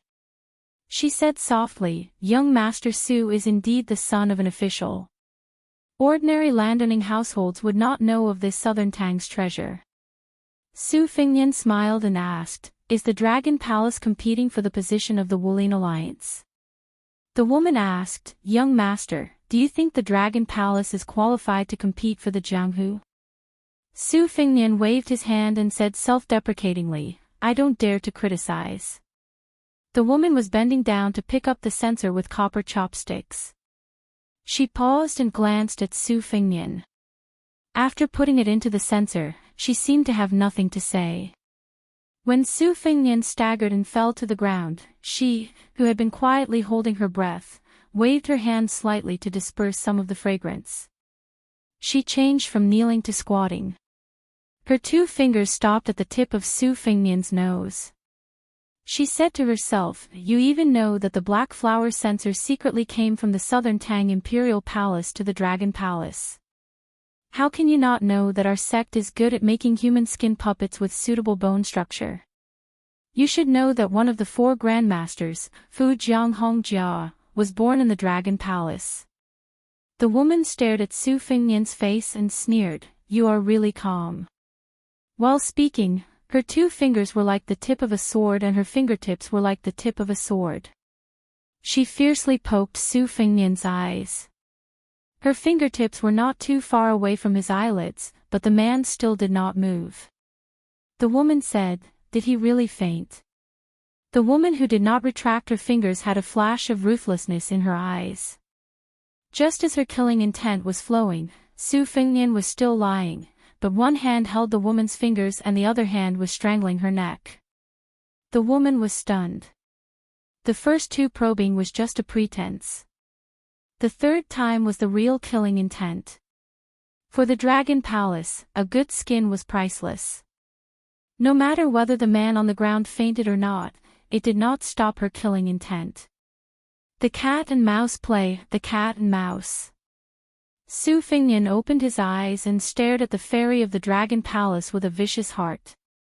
He chuckled softly and said, "You really want to kill me? I have given you a chance to be the compassionate Guanyin. It is good for us to meet by chance and love each other." The woman was speechless. Her eyes were full of horror. A few small red snakes slowly slithered on the arm of the man with a head full of white frost. Then they suddenly pierced into her arm like a glutton. The gentlewoman who was originally covered with the water vapor of the south of the Yangtze River quickly withered. When Su Fengnian let go of her, she had already silently stopped breathing. He supported her leaning body with one hand and gently tapped her temples with the other. He slowly tore off a delicate mask. Under the mask was the face of the blue-green ceremonial official who walked in front of the 8 palanquins. After a long illness, he became a doctor. He had used a lot of masks that were related to witchcraft during his trip to Beimang. He was not a layman when it came to the art of disguise. Su Fengnian threw away the face that was equivalent to the rooting level of Shu Xiu.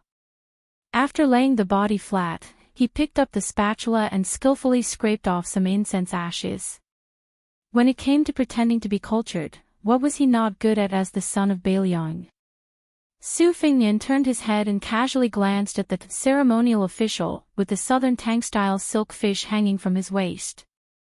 The latter was indifferent to the corpse. His smile did not diminish and his eyes were playful. Su Fengnian asked, "Who is she? Who are you?" The blue-green lady stretched out a finger and stroked her temples. She squinted her eyes and said softly, "She is the current me. My real appearance is uglier than the one you took off. I don't dare to show my face to others." Su Fengnian put back the spatula. The mysterious lady said straightforwardly, "Originally, I thought that the journey to the Quick Snow Mountain Villa was boring and I wanted to make a new puppet to relieve my boredom. Now I feel that it is too wasteful. Why don't you come to the Dragon Palace and be a tripod furnace? Many men in Jianghu dream of it. Although it will dry up and be abandoned in 3 to 5 years, it is still much better than being made into a human skin puppet. Most of the women in the Dragon Palace are as beautiful as flowers in jade. They sing every night and enjoy happiness for several years. Even if you are a pewter spearhead, you can still have fun with 20 or 30 fairies. It is better than living a boring life with 1 or 2 old women." Su Fengnian said helplessly, "Miss, where does your confidence come from?" The lady tilted her head and asked, "Are you the emperor of Liang's family?" Su Fengnian shook his head. The lady asked again, "Have you reached the first grade of Vajra realm, or have you comprehended the mystery of finger mystery?" Su Fengnian still shook his head. The lady asked, "Then are you the son-in-law of Grand Secretary Zhang Julu or Gu Jiantang?" Su Fengnian was amused. He laughed and said, "Are you done asking?" The 8 palanquins sank a few feet in an instant. The 8 strong and burly retainers knelt down almost at the same time. Su Fengnian's left hand grabbed the lady's face like hooks. The lady's face was bleeding. His right hand slowly rotated and several flying swords were nailed into her vital acupoints. If she dared to use qi to resist, she would be nailed to death on the spot. Su Fengnian slightly increased the strength of his 5 fingers. Perhaps the lady's face was covered with blood and she was gasping for breath. Su Fengnian smiled and said, "Do you really think you are invincible just because of the fake Vajra secret skill of the Dragon Palace? The reason why the Dragon Palace was able to stand tall was because of the snake entangling tortoise, which was derived from the red armor of the Talisman General, and a few shortcut Xian finger skills. In the end, it was neither a donkey nor a horse. It was a laughingstock. How many genuine level 1 masters would take these women seriously? If you want to be a master like Wang Xianji, you can't do it with the unorthodox methods of the Dragon Palace. In the past, your palace master tried to give herself to Wang Xianji to take Yang to nourish Yin. As a result, she was slapped into a pulp by old monster Wang before she could take off her clothes. In my opinion, if a lady is too ugly, she shouldn't be in Jianghu. The lady gnashed her teeth and said, "Who are you? Why do you know so much about the secrets of the Dragon Palace?" Su Fengnian loosened his 5 fingers and smiled without saying a word.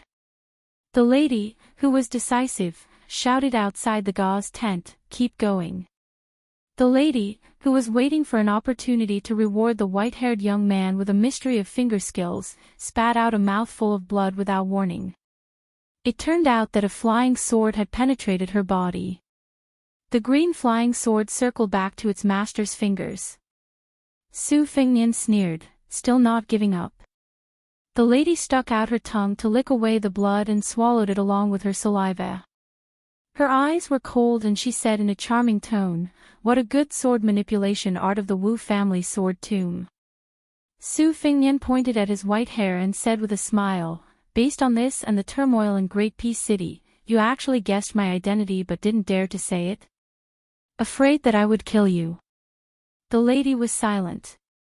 Su Fengnian asked directly, this time, the Dragon Palace went to the Quick Snow Mountain Villa to join in the fun. "Did the king of Yanqi, Xiao Bing, and Nayland Yisi ask you to do anything?" The lady was expressionless. She seemed to have accepted her fate and was waiting for death. The two of them were only a few feet apart. Su Fengnian changed his attitude faster than flipping the pages of a book. He slapped his palm on her forehead. The woman's body was strangely still. Only her head shook for a long time. Blood flowed out of her 7 orifices. The concealed qi that she had gathered with great difficulty suddenly burst out. She covered her mouth. Scarlet blood seeped out from between her fingers and dripped onto the carpet. Su Fengnian slapped the lady's face with his right hand. Her head swayed to the left. She tried to move to the right because she could clearly feel a flying sword with undisguised cold sword energy hovering near her right ear. She did not want to have her head pierced by a sword for no reason. But Su Fengnian hit her when she was down. After the slap, he pressed his hand against her swollen cheek and pushed it towards the tip of the flying sword. This caused the resilient lady's heart to die in that instant. Her life was hanging by a thread. It was not a good feeling to be so close. The lady closed her eyes. The man's palm was warm, but the flying sword near her ear was cold and piercing. The tip of the sword happened to touch her temple. A drop of blood slowly flowed down her pretty cheek. After opening her eyes, she sneered, "Why? Are you worried that the secret skill of the Dragon Palace will die with me once I crush the pearl?" Su Fengnian flicked his finger on her cheek. The flying sword returned to his sleeve. He said casually, "The ladies of the Dragon Palace are like clams. Their cultivation varies. The pearls they cultivate are also different in size. The small pearls are as small as a grain of rice. They follow the flow of qi. The big pearls are as big as the Lingnan dragon eye. They turn into Taoist gang qi and occupy the dantian." The lady spat out a mouthful of blood. Su Fengnian stretched out his palm and easily blocked it.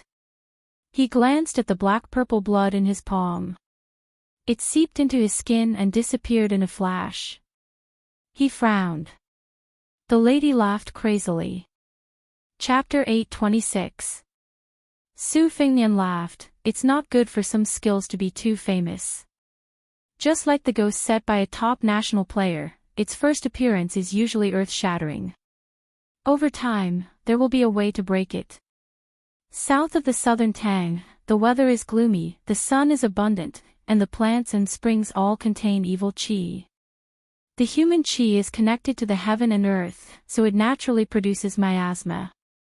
The Dragon Palace has been rooted in southern Xinjiang for a long time, so they fight poison with poison.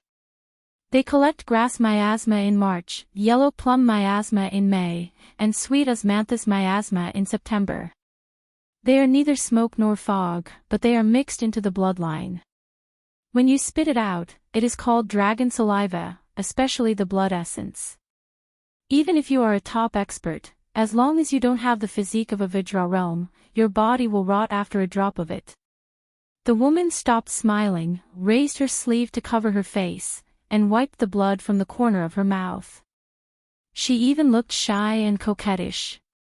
She stared at the nobleman who was familiar with many secrets of the Dragon Palace. If you insist on killing me, I'll destroy both jade and common stone. If we talk nicely, maybe we can both be happy.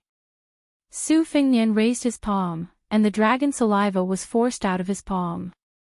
The woman didn't panic and fell into deep thought.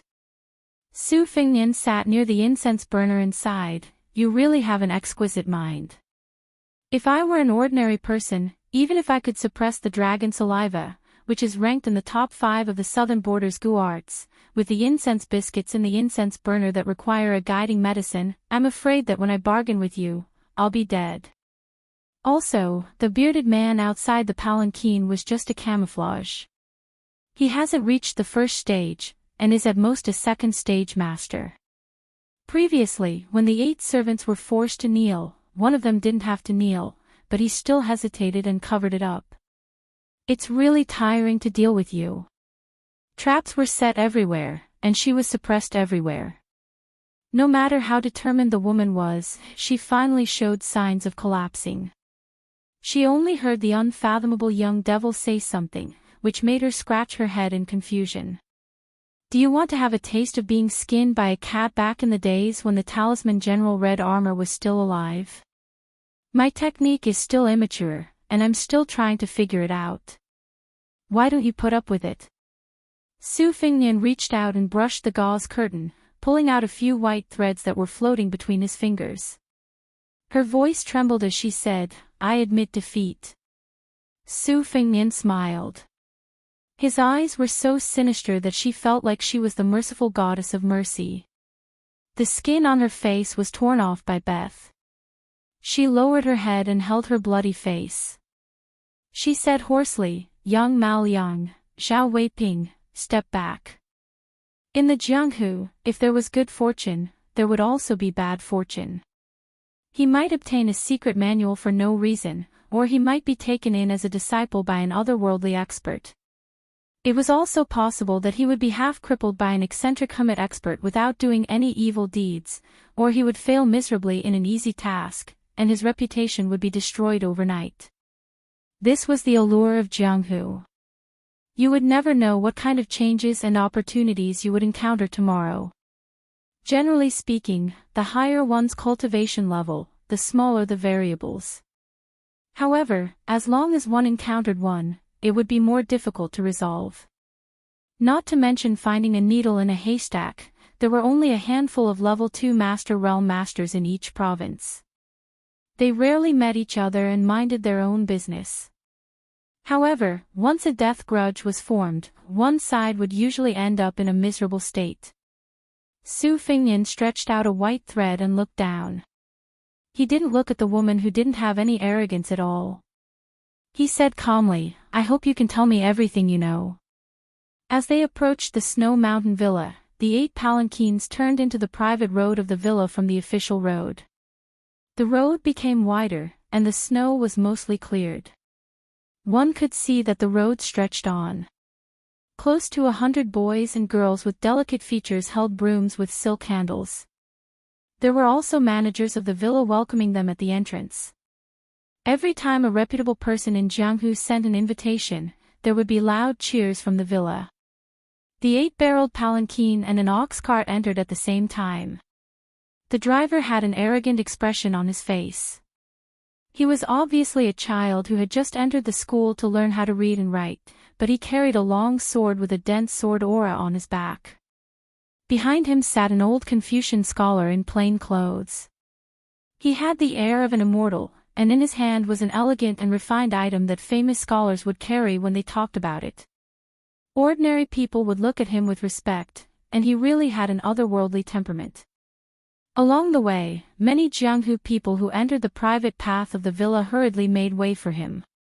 As for some famous heroes who had the courage to approach and greet him, the old Confucian scholar sitting in the ox cart kept his eyes closed and did not pay any attention to them. The Jianghu heroes who had hot faces but cold butts did not have the slightest dissatisfaction with this, and only felt that it was natural. The Snow Mountain Villa took the initiative to take on a heavy responsibility this time and spent money to organize this Jianghu event. In the end, they still had to look at the faces of the other two families. One was the Dongyue sword pool, which was strong enough to compete with the sword tomb of the Wu family for the title of the World Sword Forest. The other was the remote Shishu Spring Invitation Cottage. The former had sent Li Yibai, who was expected to be the next leader of the sword pool, and 18 sword servants.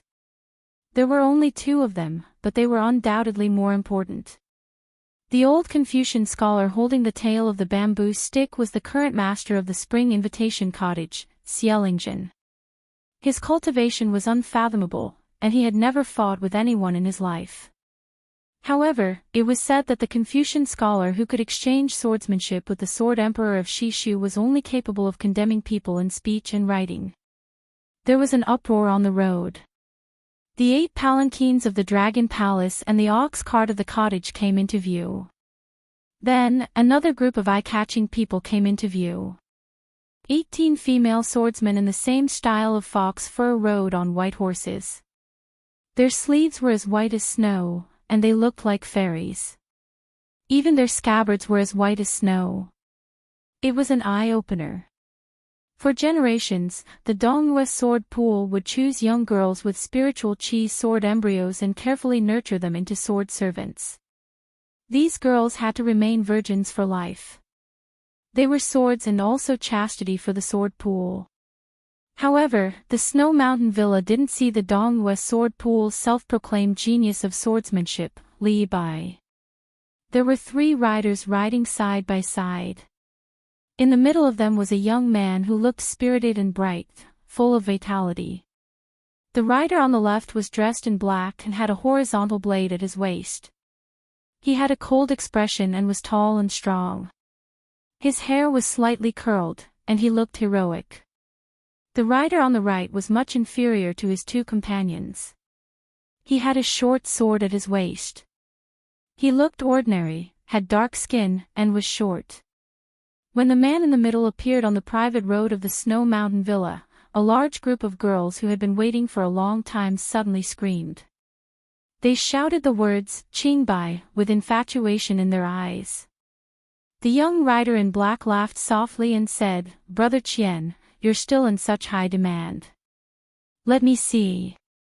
Oh, there really are a few beauties. Why don't you give some of them to me?" The handsome young man blushed. The black-clothed swordsman laughed and reached out to rub his face. "Brother Qian, oh Brother Qian, your skin is even thinner than a girl's."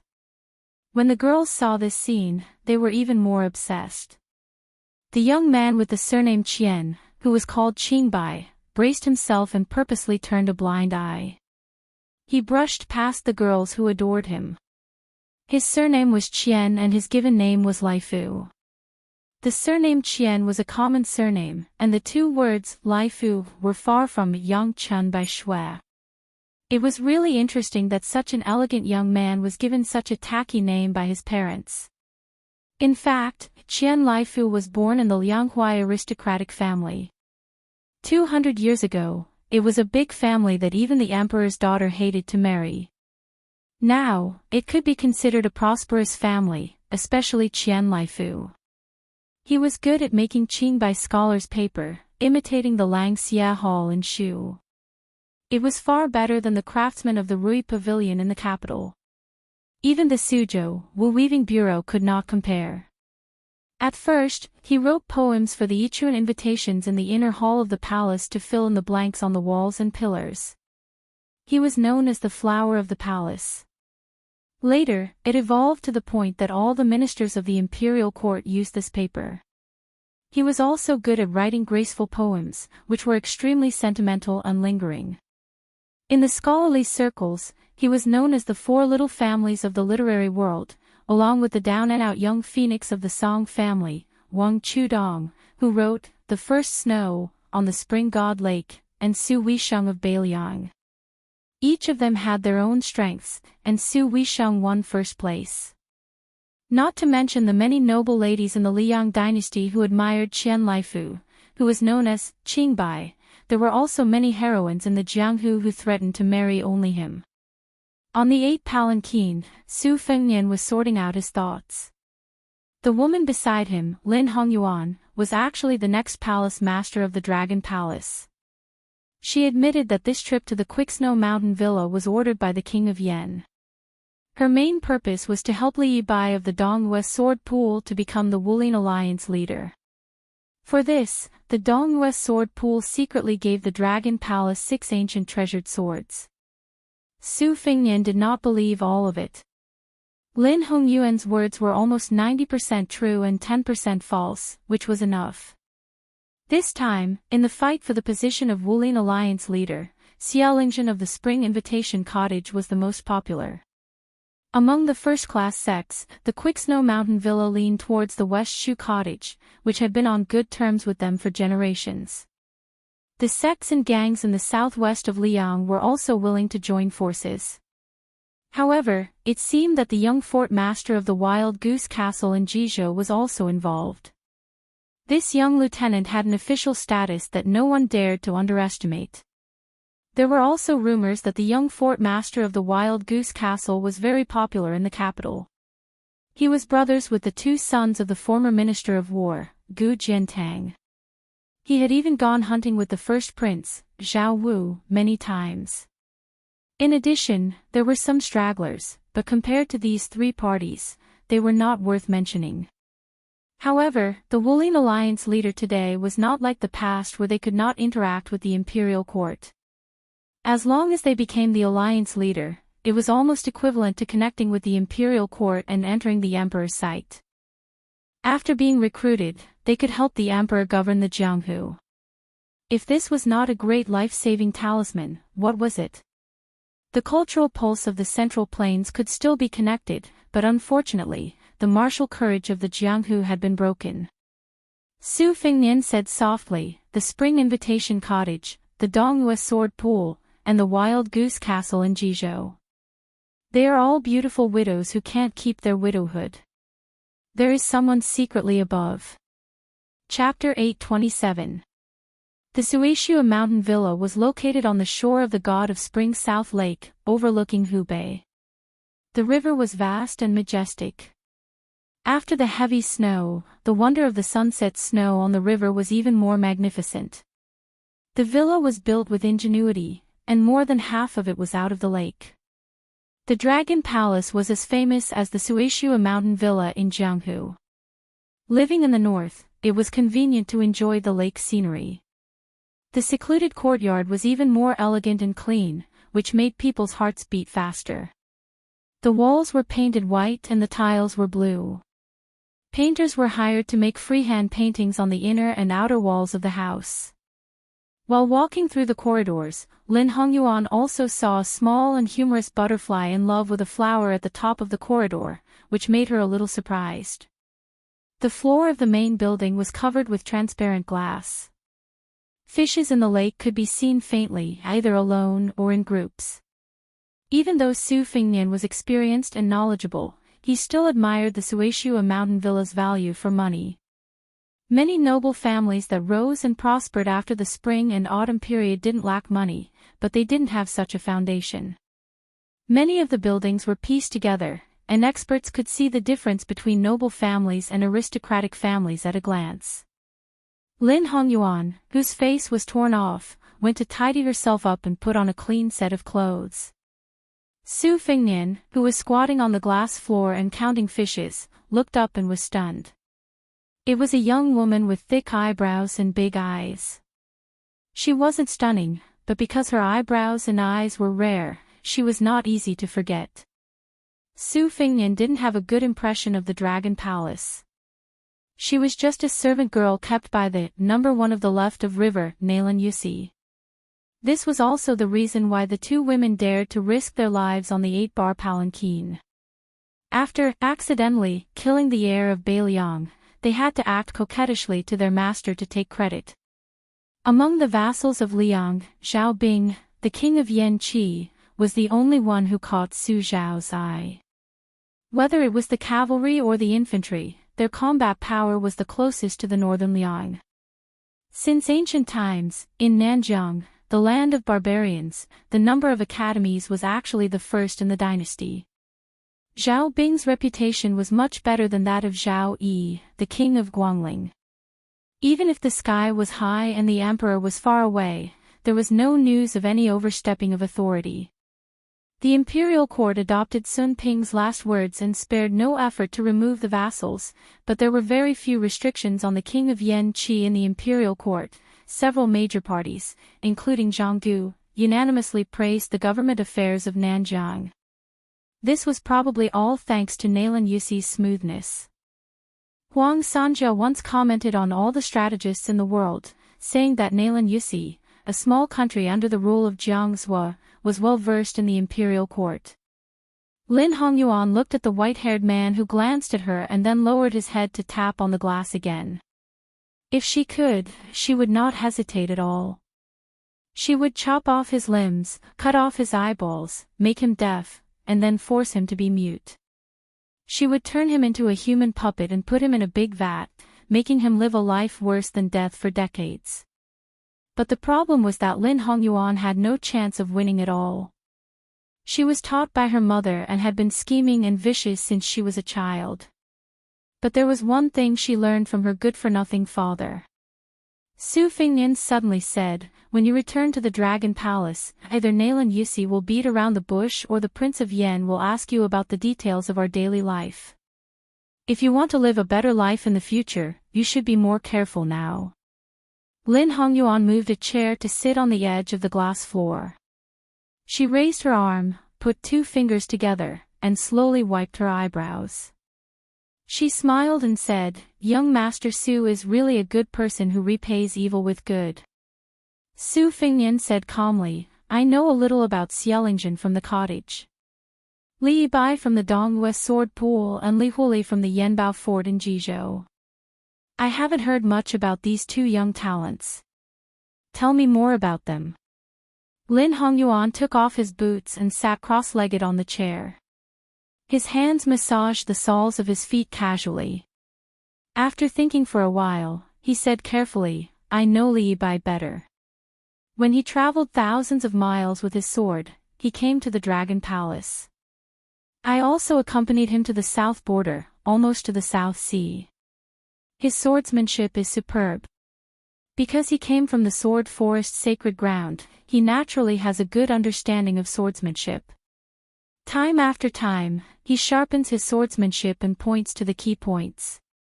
Gradually, he has the aura of an ancient sword fairy. If it weren't for his plain appearance, I might have fallen in love with him. However, Li Yibai has a weakness. He cultivates the out-of-the-world swordsmanship, but he cultivates the out-of-the-world swordsmanship. Because the Dongyue sword pool and the Dongyue royal family are attached to the imperial court, they urgently need someone to stand out and stabilize the marriage between the sword pool and Liang. This is a knot in Li Yibai's heart. When he returned from the Lingnan Mountains, Li Yibai happened to get a sword manual of the Great Qin dynasty. I wonder how he has been practicing it these years. Young Master Su, you should know that the martial artists in Jianghu are not only afraid of the people of the 3 sects monopolizing the time, but also afraid of the new swordsmen stepping on the shoulders of the seniors in swordsmanship. Young Master Su, even if you have a great divine ability and even a few Lin Hung apes are no match for you, that's only because Lin Hung apes happen to be subdued by one thing. Li Yibai is different. Don't be careless and become his sword test stone. Chapter 828. At this point, Lin Hongyuan deliberately paused. She thought that this guy would be arrogant and neglectful. Unexpectedly, he nodded and pursed his lips, indicating that he understood. Lin Hongyuan suppressed the gloom in her heart and continued, as for Li Huli, Wild Goose Castle in Ji Province has never had any relationship with the Dragon Palace.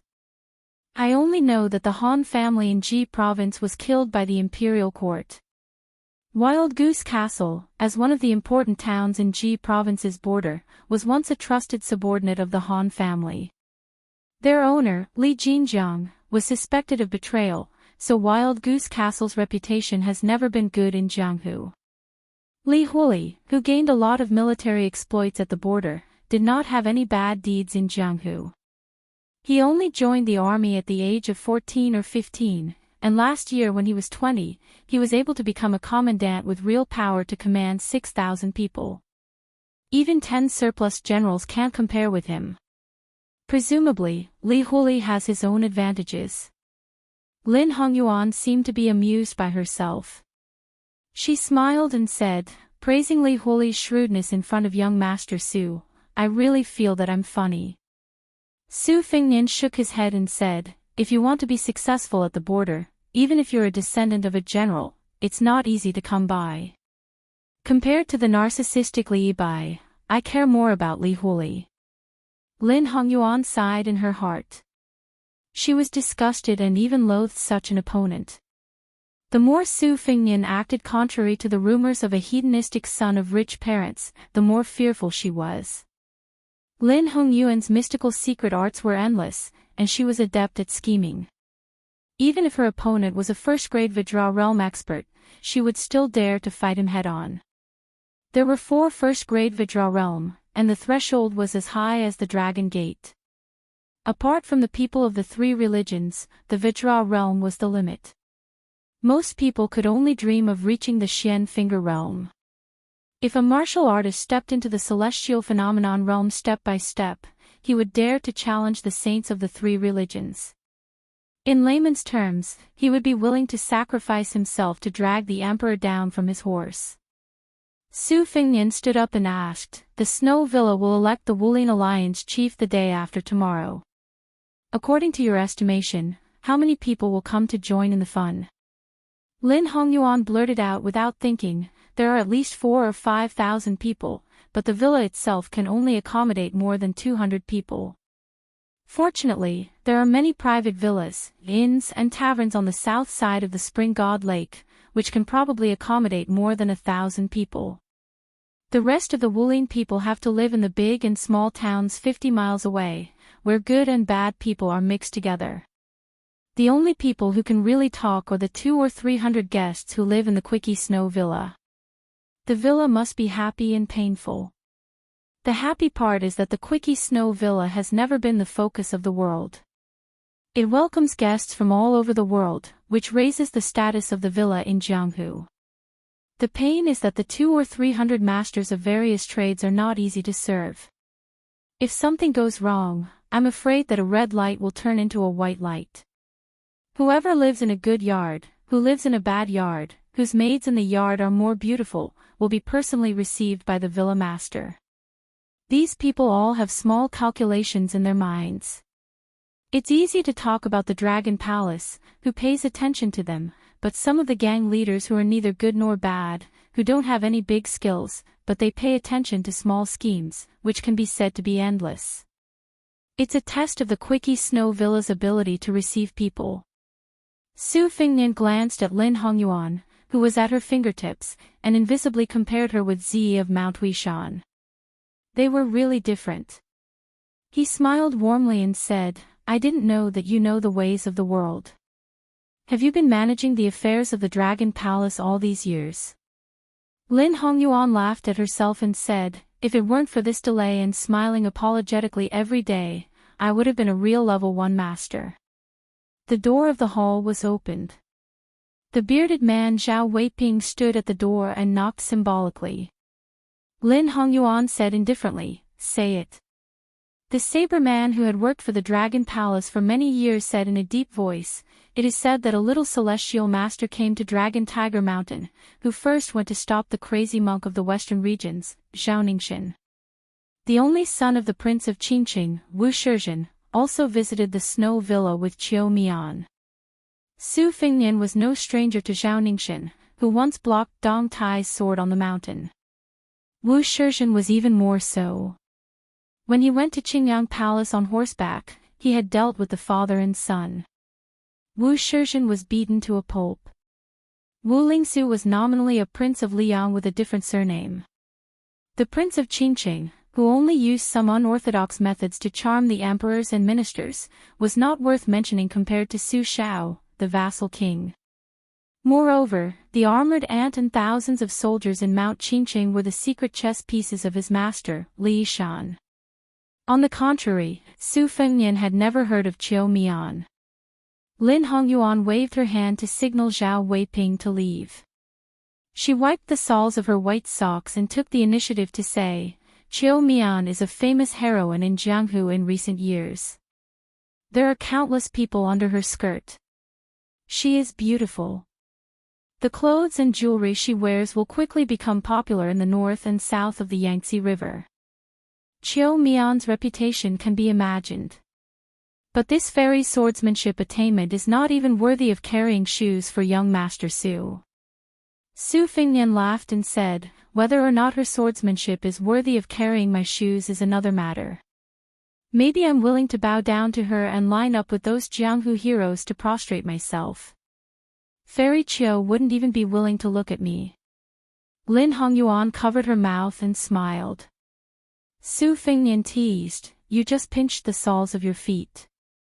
Don't you think it is dirty?" After Lin Hongyuan smiled, her eyes curved into a pair of crescent moons. She stretched out her hand, "Smell it." Seeing that Su Fengnian was not amused, she stuck her finger into her mouth and licked it. Her gaze was provocative. Su Fengnian, who was still indifferent, smiled and said, "You want to compare your disgust with someone who often talks to a head full of lime. You are asking to be humiliated." Lin Hongyuan's eyes suddenly lit up. She straightened her waist, which was so thin that it could be grasped with one hand. She placed her hands on her legs and asked curiously, "I heard that you and Wudong sect leader Hong Shixiang have known each other for many years. You even fought with Plum Wine, the invincible war saint. As long as you are willing, I will promise you anything. Even if I give my body to you, I will probably think that you are the one who lost out. In my life, I only admire these two strange men. If I were to live with one of them while the other forgot about Jianghu, TSK, even if I, Lin Hongyuan, became an immortal, I would not be willing." Su Fengnian dismissed it with a laugh and did not respond. But when they left the hall and arrived at the waterfront corridor, the fog on the lake became thicker and thicker. The world was a vast expanse of whiteness. Su Fengnian leaned on the railing. Lin Hongyuan hurriedly put on her shoes and followed behind him. She was still unwilling to give up.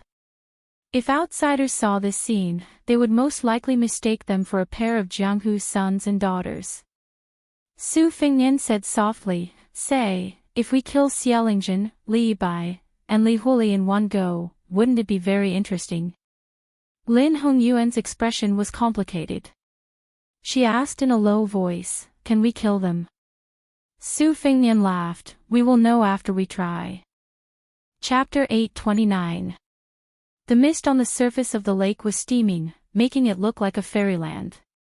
At this moment, a melodious and clear sound came from the mist. Lin Hongyuan pricked up his ears to listen to the sound of the flute, dissipating the bloody smell brought by Su Fengnian's shocking words. Lin Hongyuan was intoxicated by the sound and simply closed his eyes. He seemed to be a famous flute player. He murmured, "The Deer Waste Ridge under Mount Huey's Unia Mound is surrounded by many purple bamboos. I don't know why there are green bamboos. There are moss clinging to the bamboo legs. The bamboo shoots are extremely bitter and can't be eaten. They are also called bitter bamboo, but they are most suitable to be used as flutes. I have never heard of this little song before. Listening to it, my ears are full of bitterness. I don't know how bitter the flute player's heart must be. Bitter green, bitter green, bitter green, it's talking about this person and this flute. Su Fengnian didn't have as many feelings as Lin Hongyuan. He spoiled the mood and said, according to your flattery, if the flute player is handsome, just imagine him blowing across the river with a bitter face. Then he will be able to seduce a passing heroine. She will probably be unable to resist holding him in her arms and loving him tenderly. Sure enough, after Su Fengnian's remarks, Lin Hongyuan leaned back against the railing and stroked his forehead helplessly. Su Fengnian twirled a strand of hair around his temples and asked, how many people in the world do you think can wipe out the Snow Mountain Villa in one breath? Lin Hongyuan's eyebrows trembled. After thinking seriously, he said, Wang Xianji, Tuoba, and Dong Tai. It can't be more than that. Mr. Nayland said that in the past 500 years, other than Wang Xianji who can compete with Ancestor Liu, no one else can achieve this feat. Beimang's god of war was close behind in the martial arts evaluation, but he surpassed the other 8 people by a large margin. Of course, to be precise, he was behind the peach blossom sword deity by 7 people. Even if other people became saints from the 3 sects, such as Chao Chongqing and the white-robed monk Li Xiaoxin, they would not be able to do it. This was because it went against their conscience. Once they entered sainthood, the heavenly phenomenon was too important. Once they went against the natural order, they would suffer a severe drop in their realm. For example, Li Dongxin had cut off the Yellow River and hung hundreds of feet of water on top of Taoism sect's head, so it would never fall on the innocent. Even if they were unwilling to surpass the North Sea, they could not do so. This was especially true for the reclusive masters of Buddhism. No one had ever heard of them appearing on the battlefield. The Taoist priests of Mount Longhu would only receive orders to open altars, set up rituals, and build auspicious Taoist temples to accumulate merits. How would they dare to kill the innocent? When it comes to Dong Tai, a carefree earth immortal, most of them will not lower themselves to the same level as ordinary people. Just like a strong man who sees a chicken pecking rice on the side of the road, he will not look for a stick to beat the chicken to death. If there is such a thing, it can only mean that there is something wrong with the guy's head. The crazy monk who sings wordless songs is one of them. Su Fengnian sighed softly, the sword is a good sword, but the person is not a good person. Lin Hongyuan was born with an exquisite heart.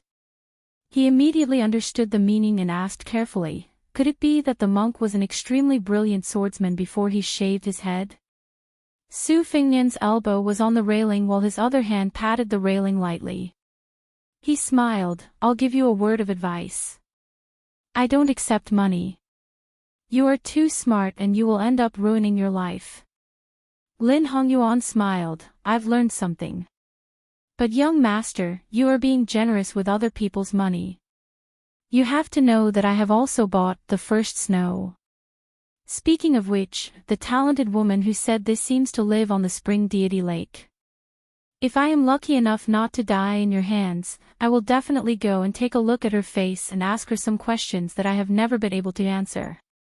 When the time comes and I appear in front of her, I will definitely pretend to be virtuous, so as not to frighten the great master of the literary world that this little girl has admired for a long time. Lin Hongyuan's words were lively, like a familiar and amiable girl next door. Unexpectedly, after Su Fengnian gently patted the railing, he suddenly slammed the railing heavily. Lin Hongyuan staggered and fell to the ground. He covered his heart with both hands and his face was pale. He looked at the man who was talking and laughing just a moment ago with malice and anger in his eyes. Su Fengnian still rested his chin on his hand and looked down at the noble of the Dragon Palace who seemed to have suffered an undeserved disaster. He said, the flute player is Zhao Ningxin. The flute sound is transparent, which is only pleasing to the ears for laymen. But you and I both know that many listeners do not mean it, but the flute player means it.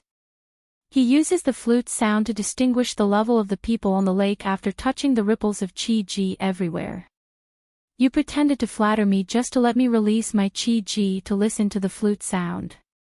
Even if my identity will not be exposed for the time being, it will make the young Taoist priest of the Dragon Tiger Mountain think about it. I kindly give you a maxim not to be a smart aleck. Lin Hongyuan, whose qi was chaotic like boiling water, endured the piercing pain and asked bitterly, "What kind of strange technique is this? You actually managed to take over my qi by relying on a simple beat." Su Fengnian smiled and said, "There's no harm in telling you. I secretly learned from a blind female zither player in Beimang's 18 beats of the Hujia. Originally, I did not know the technique and only knew the form. Later, after a battle, I could be considered to have climbed to a higher position and looked further. Coincidentally, you were not sensible, so I played with you." Lin Hongyuan shouted crazily and sternly, "Su Fengnian, what do you have to do with that human cat Hondiaosi?" Previously, the finger mystery technique that tore my face and peeled the cocoon was Hondiaosi's unique skill. Now, the trick of seizing people's heart is clearly similar to Hondiaosi's method of digging people's souls. Su Fengnian ignored the extremely angry woman and turned his head to look at the white fog in the lake. He said to himself, "That cat's head is really a good thing. It's much better than the head of the fifth raccoon." A wisp of vermilion jumped up and down in the mist. It was silent, joyful, and wanton. Su Fengnian, who had been holding his cheeks, had a warm look in his eyes. Lin Hongyuan looked up at this time and happened to stare at his pair of red phoenix eyes. She was in a daze. How could one have both the handsome horse and the autumn wind in the north and the apricot flowers and misty rain in the south? How could this devil, who made her afraid, have such a warm side? Lin Hongyuan did not know what he saw or what he thought. At that moment, she only felt that if she could make him into a human puppet in this life, she must keep his eyes. Su Fengnian stood up and stretched his neck lazily. He bent down and looked into Lin Hongyuan's eyes. There are several kinds of pseudo-Xian finger skills in the Dragon Palace. I taught you one, so you have to teach me one. Lin Hongyuan felt anxious and miserable.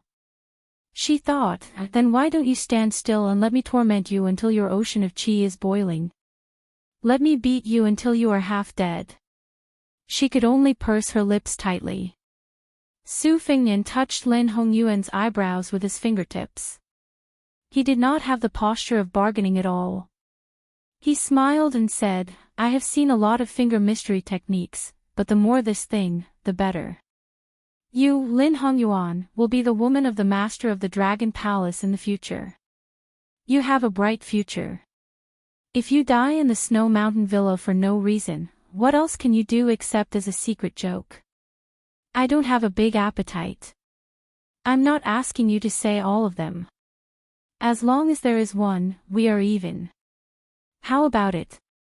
Next, you have to complete the task given to you by Mr. Nalen. I will kill my people." Lin Hongyuan sneered and said, "You can't kill me because you want this." Su Fengnian did not have the time to be gentle with her. With a light tap of his finger, Lin Hongyuan, who had been heavily hit between the eyebrows, crashed through the railing and fell into the lake. Then, she seemed to be kicked back to the outer corridor by a water ghost, becoming a drowned rat in the middle of winter. Su Fengnian squatted beside her and crossed his arms. Lin Hongyuan vomited a mouthful of blood. Apparently, she was not as energetic as before. She said dejectedly, "If you go back on your words and know what you want to know, you will still kill me in the end." "So what?" Su Fengnian's eyes were clear. He shook his head and said, "You can rest assured. I have a message for you to tell your benefactor, Mr. Nalen. Whether it's Xiao Weiping or that sneaky Yang Mao Liang, none of them are qualified." Lin Hongyuan steadied her breath and sneered, "To understand the mystery of finger mystery, is it as easy as reciting a few lines of poetry? Young Master Su, could it be that you're a rare genius like Wang Shenji?"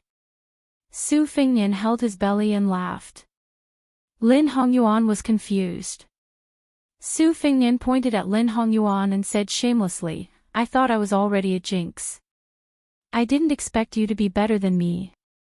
You are right. Lin Hongyuan lamented. He really wanted to break this bastard's 3 legs with one punch.